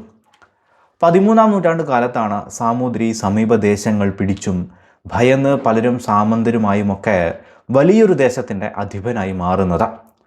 13-ാം നൂറ്റാണ്ടിൻ്റെ അവസാന കാലത്താണ് സാമൂതിരിപ്പാട് വള്ളുവക്കോനാതിരിയിൽ നിന്നും മാമാങ്കം നടത്താനുള്ള അവകാശവും വള്ളുവനാടിൻ്റെ അടക്കം പല ദേശങ്ങളുമൊക്കെ പിടിച്ചെടുക്കുന്നതും. തുടർന്നങ്ങോട്ട് ചാവേറുകളുടെ പോരാട്ടം കൊണ്ടുകൂടി മാമാങ്കം എന്ന ഉത്സവം പ്രസിദ്ധമായി. വള്ളുവക്കോനാതിരിയെ തോൽപ്പിച്ച് രക്ഷാപുരുഷ സ്ഥാനം സാമൂതിരി ഏറ്റെടുത്തത് മുതൽ ഇരുവരും തമ്മിൽ അല്ലെങ്കിൽ ഇരു മേഖലകളും തമ്മിലുണ്ടായ കുടിപ്പക നൂറ്റാണ്ടുകൾക്കിപ്പുറം മൈസൂരിൻ്റെ ആഗമനം വരെയും തുടർന്നു പോന്നു. അതുവരെയും രാജകുടുംബങ്ങളോ സൈന്യങ്ങളോ മാത്രമല്ല വള്ളുവനാട് ദേശത്തെ ജനതയുൾപ്പെടെ സാമൂതിരിയുടെ ദേശത്തെ ജനതയെ കണ്ടാൽ വെറുപ്പ് പ്രകടിപ്പിച്ചു. നേരെ തിരിച്ചും അങ്ങനെ തന്നെ. അത്രമാത്രം പക മാമാങ്കവുമായി ബന്ധപ്പെട്ട് ഉണ്ടായിരുന്നു എന്നും അനുമാനിക്കാം. സാമൂതിരിയുടെ വള്ളുവനാട് ആക്രമണങ്ങൾക്ക് ചുക്കാൻ പിടിച്ചത് ഒരു മുസ്ലിം നായകനായിരുന്നു എന്ന് രേഖപ്പെടുത്തലുകൾ കാണാം. പ്രസ്തുത കോയ മാമാങ്കം നേരിട്ട് കാണുകയും വള്ളുവക്കോനാതിരിയുടെ പ്രതാപത്തെയും നിലപാട് നിൽക്കുമ്പോഴുള്ള മേന്മയെയും പറ്റി സാമൂതിരിയോട് ചെന്ന് പറയുകയും അദ്ദേഹത്തിന് താല്പര്യമുണ്ടെങ്കിൽ വള്ളുവക്കോനാതിരിയെ പരാജയപ്പെടുത്തി മാമാങ്കത്തിൻ്റെയും നിലപാട് നിൽക്കലിൻ്റെയും അവകാശം സാമൂതിരിക്കായി നേടാൻ വലിയ പ്രയാസമില്ലെന്നും അറിയിച്ചു. അതിന് സമ്മതം മൂളിയ സാമൂതിരി കോയയുടെ സഹായത്തോടെ വള്ളുവക്കോനാതിരിയെ വധിച്ച് തൻ്റെ ആധിപത്യം ഉറപ്പിക്കുകയാണ് ഉണ്ടായത്. അതുമായി ബന്ധപ്പെട്ട രേഖപ്പെടുത്തലുകളും കാണാവുന്നതാണ്. കുംഭമാസത്തിൽ അവിടെ മഖാമകം നടക്കുന്നുവെന്നും അന്നേ നാൾ തിരുനാവായ പേരാറിൽ തീർത്ഥമൊഴുകുമെന്നും വിശ്വസിക്കുന്നു. ഈ കേരളത്തിലെ രാജാക്കന്മാർക്ക് അന്നേ നാൾ അവിടെ നിലപാടും സ്ഥാനവുമുണ്ടല്ലോ. അതിനെ കാണാൻ കോയ പുറപ്പെട്ടെന്നും കണ്ടു മടങ്ങി എന്നും പറയുന്നു. ഈ സ്ഥലങ്ങളൊക്കെ നമ്മുടെ സ്വരൂപത്തിലേക്ക് കൊണ്ടുവരാമെന്നും പറഞ്ഞു വയ്ക്കുന്നു. അതിന് രാജാവ് സമ്മതം മൂളുകയും അതിൻ പ്രകാരം കോയയുടെ പട കടൽ കടന്നും മറ്റൊന്ന് കരവഴിയും തെക്കൻ മേഖലകളിലേക്ക് പട നയിക്കുകയും ഓരോ മേഖലകളും കീഴടക്കി മുന്നേറുകയും ചെയ്തു. ലക്ഷ്യം വച്ചതുപോലെ തിരുനാവായിലും എത്തി ആ സ്ഥാനങ്ങളും സാമൂതിരിയുടെ കൈകളിലേക്ക് എത്തിച്ചേരുകയുണ്ടായി. കോയയുടെ ഉപദേശപ്രകാരം നിലപാട് നിൽക്കുന്ന വെള്ളാട്ടിരിയെ വെട്ടിക്കൊല്ലാനും രക്ഷാപുരുഷ സ്ഥാനം കൈക്കലാക്കാനും സാമൂതിരിക്ക് അതിവേഗം സാധിച്ചു. സാമൂതിരിയെ സഹായിച്ച കോയയ്ക്ക് കോഴിക്കോട് കോയയെന്നും സമ്പന്തർ കോയയെന്നും മറ്റുമുള്ള ബഹുമതി നാമങ്ങളും വിലപിടിച്ച സമ്പത്തുമൊക്കെ സാമൂതിരി നൽകുകയുമുണ്ടായി. ഇതിലുമൊക്കെ വലുതായി മാമാങ്ക സമയത്ത് സാമൂതിരി നിലപാട് നിൽക്കുമ്പോൾ പ്രധാന അംഗരക്ഷകന്മാരായ ഏറാൾപ്പാട്, മാങ്ങാട്ടച്ചൻ എന്നിവരോടൊപ്പം ആയുധ പാണിയായി നിൽക്കാനുള്ള പ്രത്യേക അവകാശവും കോയയ്ക്ക് ലഭിക്കുകയുണ്ടായി. മാമാങ്ക വഴികളിൽ നിലപാട് നിൽക്കാനുള്ള അവകാശം നേടിയെടുത്തതിനു ശേഷം വള്ളുവ കോനാതിരിയുടെ ശക്തി കേന്ദ്രവും ബുദ്ധി കേന്ദ്രവുമായിരുന്ന കരുവായൂർ മൂപ്പിലങ്ങൂന്നിനെ വധിക്കാനും അദ്ദേഹത്തിൻ്റെ കേന്ദ്രമായ വെങ്കടക്കോട്ട പിടിച്ചെടുക്കാനുമുള്ള ശ്രമങ്ങളാണ് സാമൂതിരി നടത്തിയത്. വള്ളുവനാട് ദേശത്തിൻ്റെ പ്രധാന ഭാഗത്തായിട്ടായിരുന്നു വെങ്കലക്കോട്ട നിലനിന്നത്. ഇന്നത്തെ കാലത്തെ കോട്ടക്കൽ മേഖലയാണിത്. വള്ളുവ കോനാതിരിയുടെ ഏറ്റവും പ്രധാനപ്പെട്ട ശക്തി നിലനിൽക്കുന്ന ഇടമായതുകൊണ്ട് തന്നെ സാമൂതിരിയുടെ വലിയ പട വെങ്കടക്കോട്ട പിടിച്ചെടുക്കുന്നതിനായി പടനീക്കം നടത്തുകയുണ്ടായി. മാമാങ്ക അവകാശം നഷ്ടപ്പെട്ടതിന് ശേഷം രാജ്യത്തിൻ്റെ കെട്ടുറപ്പിനെ തന്നെ തകർത്ത് കളഞ്ഞ ഒരു സംഭവമായിരുന്നു സാമൂതിരിയുടെ ഈ ആക്രമണം എന്ന് പറയാം. ഇവിടെ വച്ച് നടന്ന യുദ്ധം അതിശക്തം തന്നെയായിരുന്നു. ഇരുഭാഗവും വലിയ ശക്തികൾ തന്നെയായി നിലകൊണ്ടുള്ള യുദ്ധം കൂടിയാണല്ലോ ഇത്. ജീവൻ മരണ പ്രശ്നമെന്ന നിലയിൽ വള്ളുവ കോനാതിരിയുടെ സൈന്യങ്ങൾ സാമൂതിരി പടയോടെ പരമാവധി പൊരുതുകയുണ്ടായി. ഈ വലിയ യുദ്ധത്തിൽ സാമൂതിരിയുടെ മന്ത്രിമാരിൽ ഒരാളായ തിനയഞ്ചേരി എളയത്ത് കൊല്ലപ്പെട്ടു. ഇരുഭാഗത്തും 100 കണക്കിന് സൈനികരും കൊല്ലപ്പെട്ടു. വെങ്കടക്കോട്ട പിടിച്ചെടുക്കാനാകാതെ വിജയം ഇല്ലെന്ന് കണ്ട സാമൂതിരി അതിനായി പ്രത്യേക സൈനിക നീക്കം തന്നെ തയ്യാറാക്കുകയും അതിൻ പ്രകാരം സാമൂതിരി പട മുന്നേറി തന്ത്രപരമായി കോട്ട പിടിച്ചെടുത്തു അത്രേ. അവിടെയും എന്നാൽ യുദ്ധമൊന്നും അവസാനിച്ചില്ല. കോട്ട വീണതിനെ തുടർന്ന് തന്ത്രപരമായി പിൻവാങ്ങിയ വള്ളുവനാട് പടയെയും കരുവായൂരങ്ങൂന്നിനെയും വധിക്കാനായി സാമൂതിരി പട മുന്നോട്ട് തന്നെ നീങ്ങുകയുണ്ടായി. വെങ്കിടക്കോട്ട പിടിച്ചെടുത്ത സാമൂതിരി തൻ്റെ രാജകുടുംബത്തിൻ്റെ ഒരു സ്ഥാനം അവിടേക്ക് മാറ്റുകയും ചെയ്തു. മുന്നോട്ടുള്ള വഴികളിലും വള്ളുവനാട്ടിൻ്റെ പല മേഖലകളും സാമൂതിരി പട തുടർന്ന് പിടിച്ചെടുക്കുകയുണ്ടായി. വർഷങ്ങൾ നീണ്ട ഈ യുദ്ധകാഹളത്തിൽ മലപ്പുറം മേഖലകൾ സാമൂതിരിയുടെ കീഴിലേക്ക് വന്നു.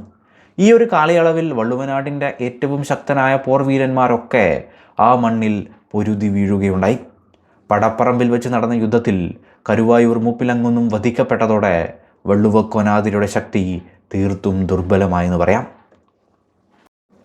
തനിക്ക് കീഴിലുണ്ടായിരുന്ന വലിയ സൈന്യം നഷ്ടപ്പെട്ടിട്ടും വള്ളുവനാടിനോട് കൂറ് പ്രഖ്യാപിച്ചിരുന്ന പ്രാദേശിക ശക്തികൾ ചിലത് പടപുരുതി വീണും മിക്കതും അപകടം മണത്ത കൂറ് സാമൂതിരിയോടാക്കിയപ്പോഴും വള്ളുവ കോനാതിരി സ്ഥാനക്കാർ ഒരിക്കലും സാമൂതിരിക്ക് കീഴടങ്ങിയില്ല എന്നത് ശ്രദ്ധേയമാണ്. അതുമാത്രമല്ല, പിന്നീട് വന്ന ഓരോ മാമാങ്കത്തിലും ചാവേർ വീരന്മാരെ അയച്ചുകൊണ്ട് സാമൂതിരിയുടെ അധികാരത്തെ അവർ ചോദ്യം ചെയ്തുകൊണ്ടേയിരുന്നു. ഏതായാലും സാമൂതിരിയുടെ പടകൾ അവരുടെ മുന്നേറ്റം തുടരുകയുണ്ടായി. മൂന്നാൾപ്പാടും പടയും കോട്ടക്കൽ മലപ്പുറം ഭാഗങ്ങളിലൂടെ പടയോട്ടം നടത്തിയപ്പോൾ ഏറാൾപ്പാടിൻ്റെ നേതൃത്വത്തിൽ പട പൊന്നാനി, നെടുങ്ങനാട് മേഖലകളിലൂടെ മുന്നേറുകയായിരുന്നു.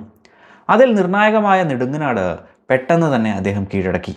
അവിടെ ഭരണം നടത്തി വന്നിരുന്ന നെടുങ്ങേരിപ്പാട് സാമൂതിരിയുമായി സഖ്യത്തിലേർപ്പെട്ടതറിഞ്ഞ മറ്റ് പ്രാദേശിക ശക്തികളും അധികം താമസിയാതെ സാമൂതിരിയുടെ ആധിപത്യത്തിന് കീഴിലേക്ക് വരികയും സാമൂതിരിയുടെ ജൈത്രയാത്ര തുടരുകയും ചെയ്തു.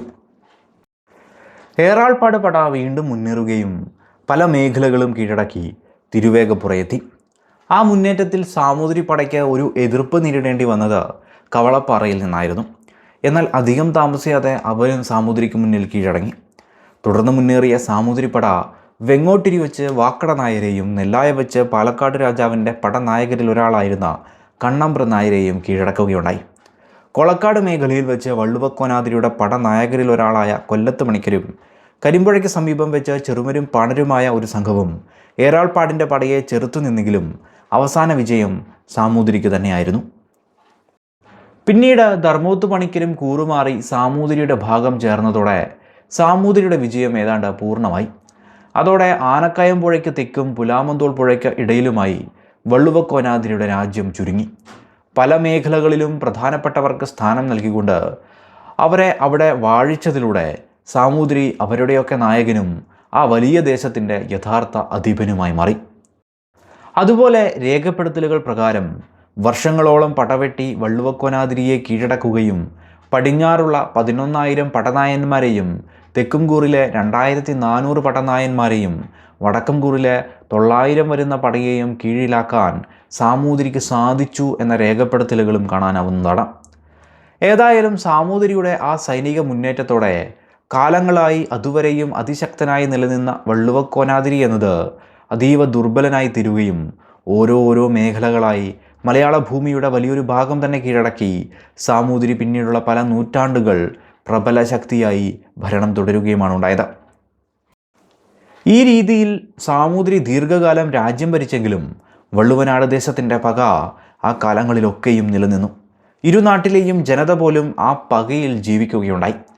സാമൂതിരിയുടെ മാമാങ്ക ആഘോഷങ്ങളിലെല്ലാം തന്നെ വള്ളുവക്കോനാതിരിയുടെ ചാവേർ വീരന്മാർ സാമൂതിരി ഭരണത്തെ ചോദ്യം ചെയ്തുകൊണ്ട് വീരോട പൊരുതി ആത്മത്യാഗം അനുഷ്ഠിച്ചു പോരുകയാണ് ഉണ്ടായത്. മാമാങ്കവുമായി ബന്ധപ്പെട്ട് അനവധി ചരിത്ര രേഖപ്പെടുത്തലുകളൊക്കെ കാണാമെങ്കിലും നാം ഓരോരുത്തരും ഉറപ്പായും കേട്ടിട്ടുള്ള ഒരു ഭാഗമായിരിക്കും നിലപാട് നിൽക്കുന്ന സാമൂതിരിയെ കൊല്ലാനായി വള്ളുവനാടിൻ്റെ പോർവീരന്മാർ ചാവേറുകളായി മാമാങ്കത്തിലേക്ക് എത്തിച്ചേർന്നിരുന്ന കാര്യം. അതുമായി ബന്ധപ്പെട്ട കഥകളും പാട്ടുകളും ഓരോ ജനതയിലും വാമൊഴിയായി തന്നെ പകർന്നു നൽകപ്പെട്ടിട്ടുമുണ്ട്. മാമാങ്കത്തെ സംബന്ധിച്ചിടത്തോളം അതിൻ്റെ അവസാനകാല ചരിത്രം കൂടിയാണത്. സാമൂതിരി വള്ളുവക്കോനാതിരിയെ തോൽപ്പിച്ചതിന് ശേഷമുണ്ടായ കേരള മേഖലകളുടെ ചരിത്രം കൂടിയാണത് എന്ന് പറയാം. 13-ാം നൂറ്റാണ്ടിൻ്റെ അവസാന കാലത്താണ് സാമൂതിരി പ്രബലനാവുന്നതും വള്ളുവനാടിൻ്റെ മേഖലകളും മാമാങ്ക അവകാശവുമൊക്കെ പിടിച്ചെടുക്കുന്നതും. അതോടെ സാമൂതിരിയും വള്ളുവനാടും തമ്മിലുള്ള പക ആരംഭിക്കുകയും കാലങ്ങളോളം അത് തുടരുകയും ചെയ്തു. വള്ളുവനാട് ദേശം ആ കാലത്ത് വലിയ തോതിൽ ചുരുങ്ങിയിരുന്നെങ്കിലും അവർ സാമൂതിരിയുടെ മേഖലകളിലേക്ക് കടക്കാൻ പോലും വലിയ മടി കാണിച്ചിരുന്നു. പരമാവധി അതിർത്തി കടക്കാതിരിക്കാൻ ശ്രമിക്കുകയും അഥവാ ഇനി കടന്നാൽ സ്വന്തം സ്ഥലത്ത് തിരിച്ചെത്തി കുളിക്കുന്നതുവരെ ജലപാനമില്ലാതെ നിൽക്കുന്ന ശീലങ്ങളും ആ കാലത്തെ വള്ളുവനാടിന് ഉണ്ടായിരുന്നു. ചുരുക്കിയാൽ സാമൂതിരിയോടുള്ള വിരോധം വള്ളുവനാട്ടിൽ വലിയ തോതിൽ തന്നെ ഉണ്ടായിരുന്നു. സാമൂതിരിയോടുള്ള വിരോധം വള്ളുവനാട്ടിലെ ചടങ്ങുകളിലും പ്രകടമായി തന്നെ ആ കാലഘട്ടത്തിൽ കാണിച്ചു തുടങ്ങി. തങ്ങളുടെ ഭരണാധികാരിയുടെയും ദേശത്തിൻ്റെയും അഭിമാനം സംരക്ഷിക്കുക അവരുടെ ജീവിതത്തിൻ്റെ ധർമ്മം കൂടിയായിട്ടാണ് ഓരോ ആളുകളും കരുതിയത്. അപ്രകാരം നാടിൻ്റെയും നാടുവാഴിയുടെയും പ്രതിനിധികളായി മാമാങ്കത്തിന് ചെന്ന് പോരാടി മരിക്കുന്നത് ഒരു മഹത്തായ കാര്യമായി ഈ ദേശത്തിൽ അംഗീകരിക്കപ്പെട്ടു. ഒരു മാമാങ്കത്തിൻ്റെ ആത്മാർപ്പണം കഴിഞ്ഞാൽ 12 വർഷങ്ങൾക്ക് ശേഷം അടുത്ത മാമാങ്കത്തിനായി ചാവേർ വീരന്മാരെ അയക്കാനായി നാടൊന്നാകെ ഒരുക്കം കൂട്ടുക പതിവുമായി. ഈ കാലയളവിൽ പോർവീരന്മാർ കഠിനമായ പരിശീലനത്തിനും ഏർപ്പെട്ടു. നാട്ടിൽ നിലവിലുള്ള പയറ്റുമുറകൾക്ക് പുറമേ മറുനാടുകളിൽ ചെന്ന് പുതിയ വിദ്യകളും അഭ്യാസരീതികളും പഠിച്ചെടുക്കാനും ചാവേർ വീരന്മാർ അതവരുടെ കർത്തവ്യമാക്കി മാറ്റി. തങ്ങളുടെ മക്കൾ ചാവേറായി പോകുന്നത് പുണ്യമായ ഒന്നാണെന്ന് വള്ളുവനാട് ദേശത്തെ അമ്മമാർ കരുതിയപ്പോൾ അവരുടെ ബന്ധുക്കളാകുന്നത് പോലും ഈശ്വരാനുഗ്രഹമാണ് എന്നത് ഓരോ പ്രജകളും വിശ്വസിക്കാനും തുടങ്ങി. പുതുമന പണിക്കർ, ഭയങ്കര പണിക്കർ മുതലായവരുടെ നേതൃത്വത്തിൽ ചാവേർ വീരന്മാരുടെ ഒരുക്കങ്ങളും യാത്രയും നാട് ഗംഭീരമായി തന്നെ കൊണ്ടാടുവാനും ആരംഭിച്ചു. വള്ളുവക്കോനാതിരിയുടെ കീഴിൽ കിഴക്കൻ അതിർത്തികളും മലയോര പ്രദേശങ്ങളും ആ കാലഘട്ടത്തിൽ ഭരിച്ചിരുന്നത് കുന്നത്തുനാട്ടിൽ മാടമ്പിൽ നായരായിരുന്നു. പുതുമന പണിക്കർ, കാവട നായർ എന്നിങ്ങനെ പ്രധാന സ്ഥാനപതികൾ വേറെയും ഉണ്ടായിരുന്നു. ഇവർക്ക് പുറമെ വേറെയും പ്രധാനപ്പെട്ട സ്ഥാനപതികൾ സാമൂതിരിയുടേറ്റ പരാജയത്തിനപ്പുറവും വള്ളുവക്കോനാതിരിക്കൊപ്പം ഉണ്ടായിരുന്നു. അതുകൊണ്ട് തന്നെ വള്ളുവനാട് ദേശം വലിയ തോതിൽ ക്ഷീണിച്ചപ്പോഴും സാമൂതിരിക്ക് പ്രശ്നങ്ങൾ സൃഷ്ടിക്കാൻ അവർക്കായിരുന്നു. ഓരോ തവണയും മാമാങ്കത്തിൽ ചാവേറുകളായി വള്ളുവനാടിൻ്റെ പോരാളികൾ സാമൂതിരിയുടെ ഉറക്കം കെടുത്തിയെന്നും പറയാം. മാമാങ്കവുമായി ബന്ധപ്പെട്ട് ഇത്തരത്തിലുള്ള ഒട്ടനവധി വീരകഥകൾ വാമൊഴിയായും അല്ലാതെയും നാം കേട്ടിട്ടുമുണ്ടാകും. ഈ കഥകൾ ആ കാല മാമാങ്കത്തെപ്പറ്റി കൂടി പറഞ്ഞു വെക്കുന്നുമുണ്ട്. അത്തരത്തിൽ ചാവേർ വീരന്മാരുടെ കഥകളിലൂടെ തന്നെ നമുക്ക് അതിനെപ്പറ്റി മനസ്സിലാക്കാം. ചാവേർ വീരന്മാരുടെ കഥകളുമായി ബന്ധപ്പെട്ട് ഏറ്റവും പ്രശസ്തമായ ഒരു വ്യക്തിത്വമാണ് കണ്ടർ മേനോൻ എന്നത്. സാമൂതിരിക്കെതിരായ യുദ്ധത്തിൽ കയ്യും മെയ്യും മറന്നു പോരടിച്ച ഗംഭീര പോരാളി കൂടിയായിരുന്നു കണ്ടർമേനോൻ. മാമാങ്കത്തിലൂടെ വള്ളുവനാടിൻ്റെ നായകനായും അദ്ദേഹം മാറുകയുണ്ടായി. മാമാങ്ക കഥകളിലെ ഏറ്റവും പ്രശസ്തനായ ചാവേറുകളായിരുന്നു കണ്ടർമേനോനും അദ്ദേഹത്തിൻ്റെ മകൻ ഇത്താപ്പുവും. അവരുമായി ബന്ധപ്പെട്ട മാമാങ്ക കഥ ഇവിടെ പറഞ്ഞു വയ്ക്കാം. മാമാങ്കം നടക്കുന്ന സമയമാണ്.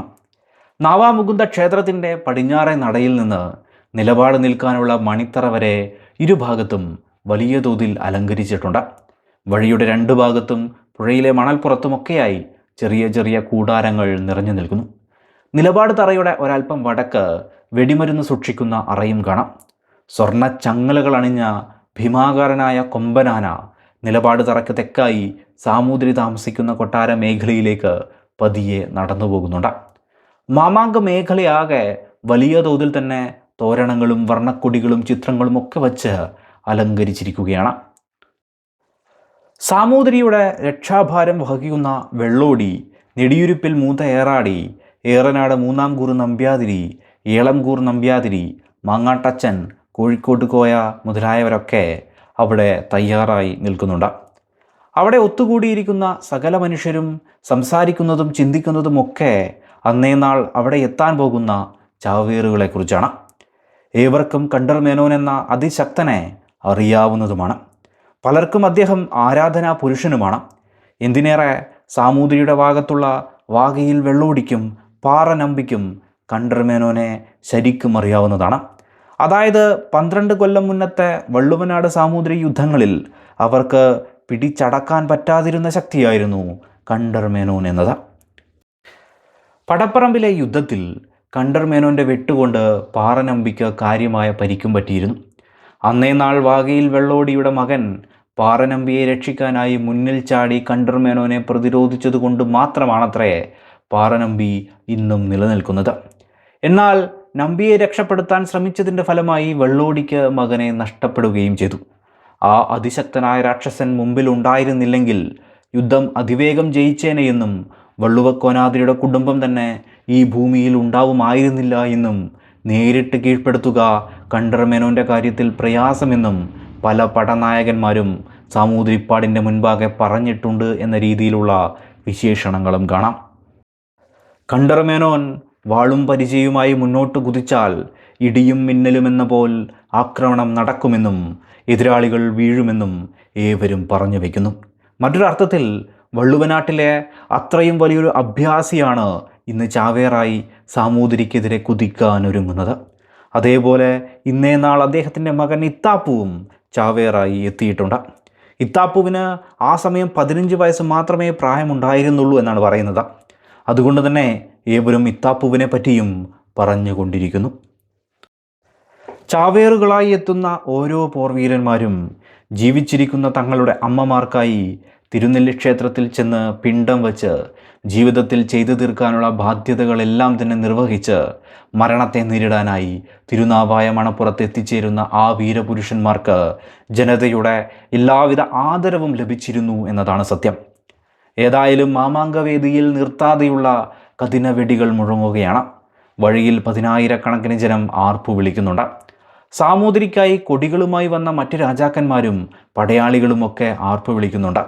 4 ഭാഗത്തു നിന്നും എത്തിച്ചേർന്ന അനേകം രാജാക്കന്മാരുടെ ആ അടിമക്കൊടികൾക്കിടയിൽ ഒരു കൊടി മാത്രം ഉണ്ടായിരുന്നില്ല.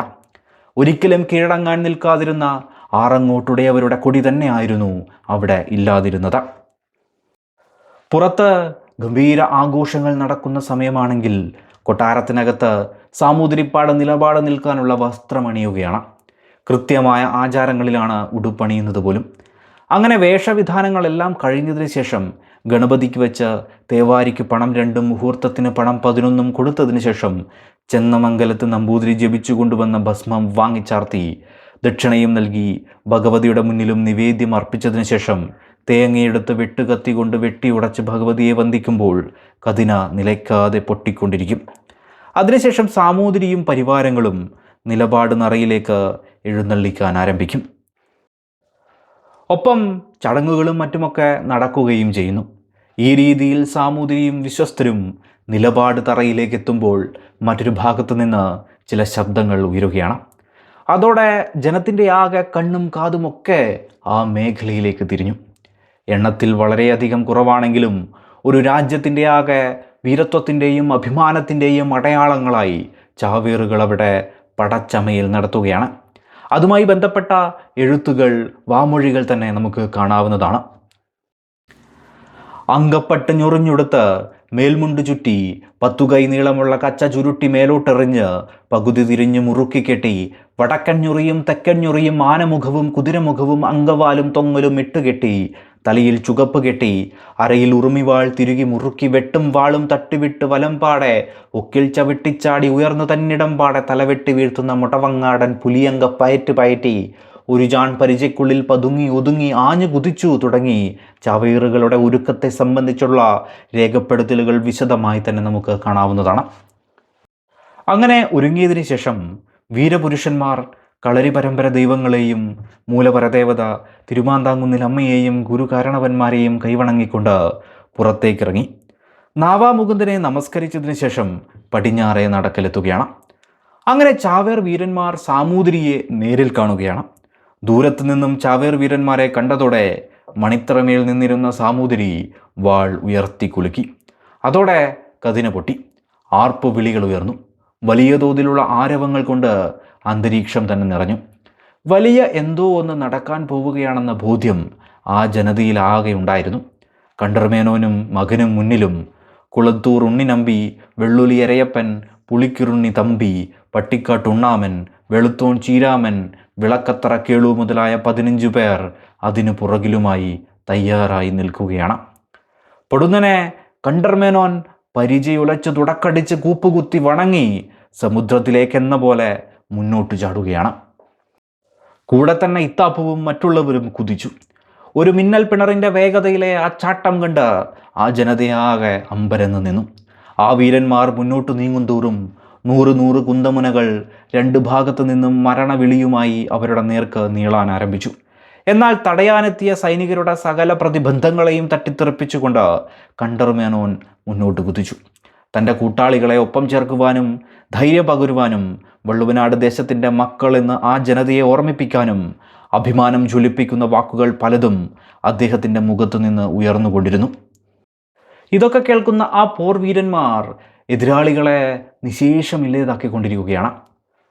തൻ്റെ നേർക്ക് വരുന്ന അനേകം കുന്തമുനകളെയും ആ കുന്തം പിടിച്ച കൈകളെയും ശിരസുകളെയും മറുത്തെറിഞ്ഞും ഒരു ജാൺ പരിചയ്ക്കുള്ളിൽ മറഞ്ഞു നിന്നും മോതിരം കടകൻ മറിഞ്ഞും വാളുലച്ചും പരിചയടിച്ചും പാഞ്ഞും കുതിച്ചും ഓടിയും ചാടിയും വാങ്ങിയും കയറിയും കണ്ടർമേനോൻ നിലപാട് തറയുടെ ഒരു 25 വാര അടുത്തെത്തിക്കഴിഞ്ഞിരിക്കുന്നു. മുന്നോട്ട് കയറ്റവും പിറകോട്ട് വലിയലും നടത്തി പരിചയിൽ മറഞ്ഞ കണ്ടർമേനോൻ പിറകോട്ട് നോക്കുകയുണ്ടായി. അവിടെ തൻ്റെ അനുയായികളിൽ 11 പേരെയും കുന്തങ്ങൾ ഇല്ലാതാക്കിയതും അതും പിടിച്ച് എതിരാളികൾ അട്ടഹസിക്കുന്നതുമാണ് അദ്ദേഹം കണ്ടത്. അതുമായി ബന്ധപ്പെട്ട പഴയ മലയാള വിശേഷണവുമുണ്ട്. മാടപ്പുറത്തുണ്ണിരാമൻ കൊളത്തൂർ ഉണ്ണിനമ്പിയെ കുന്തത്തിൽ കുത്തിക്കോർത്തപ്പോൾ പള്ളമേൽ വെട്ടുകൊണ്ട് ചീരാമൻ മറിഞ്ഞു വീണു, കഴുത്തിൽ വെട്ടുകൊണ്ട് കേളുവും മരിച്ചു. അങ്ങനെ ഓരോരുത്തരായി തങ്ങളുടെ രാജ്യത്തിനു വേണ്ടി ആ വീരകേസരികൾ വീരസ്വർഗം നേടിയിരിക്കുകയാണ്.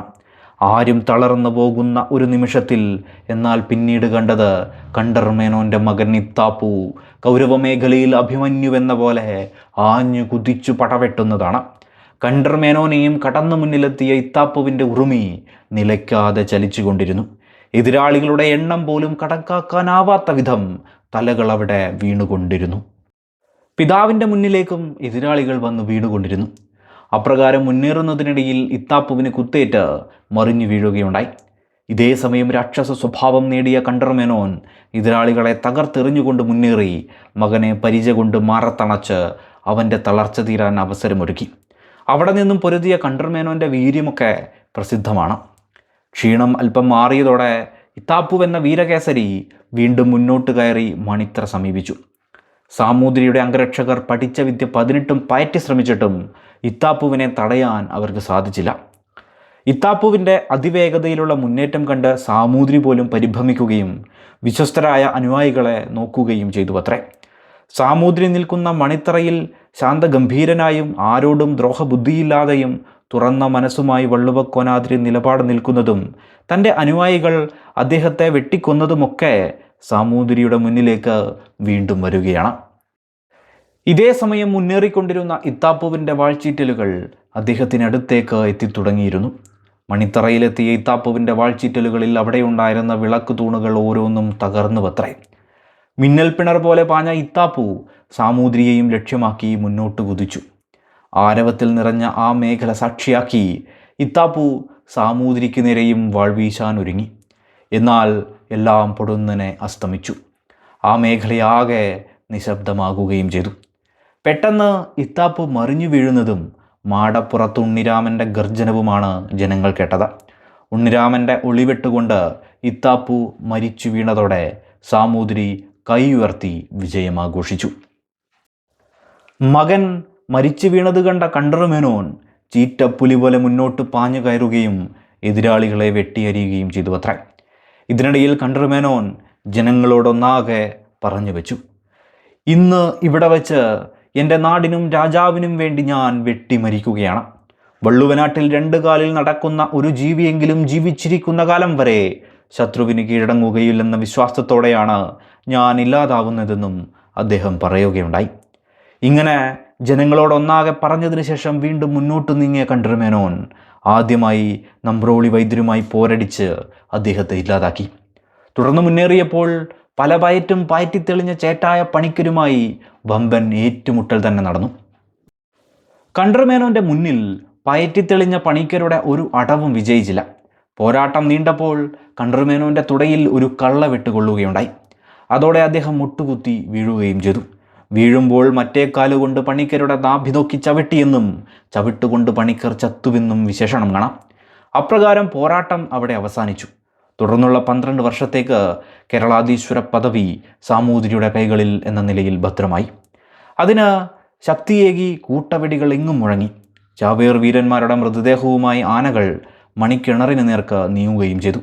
ഇപ്രകാരം ചാവേറുകളുടെ കഥയിലൂടെ മാമാങ്കത്തിൻ്റെ നടത്തിപ്പ് എങ്ങനെയായിരുന്നു എന്നതും ചാവേറുകളുടെ പോരാട്ടം എങ്ങനെയായിരുന്നു എന്നതുമൊക്കെ മനസ്സിലാക്കാൻ സാധിക്കും.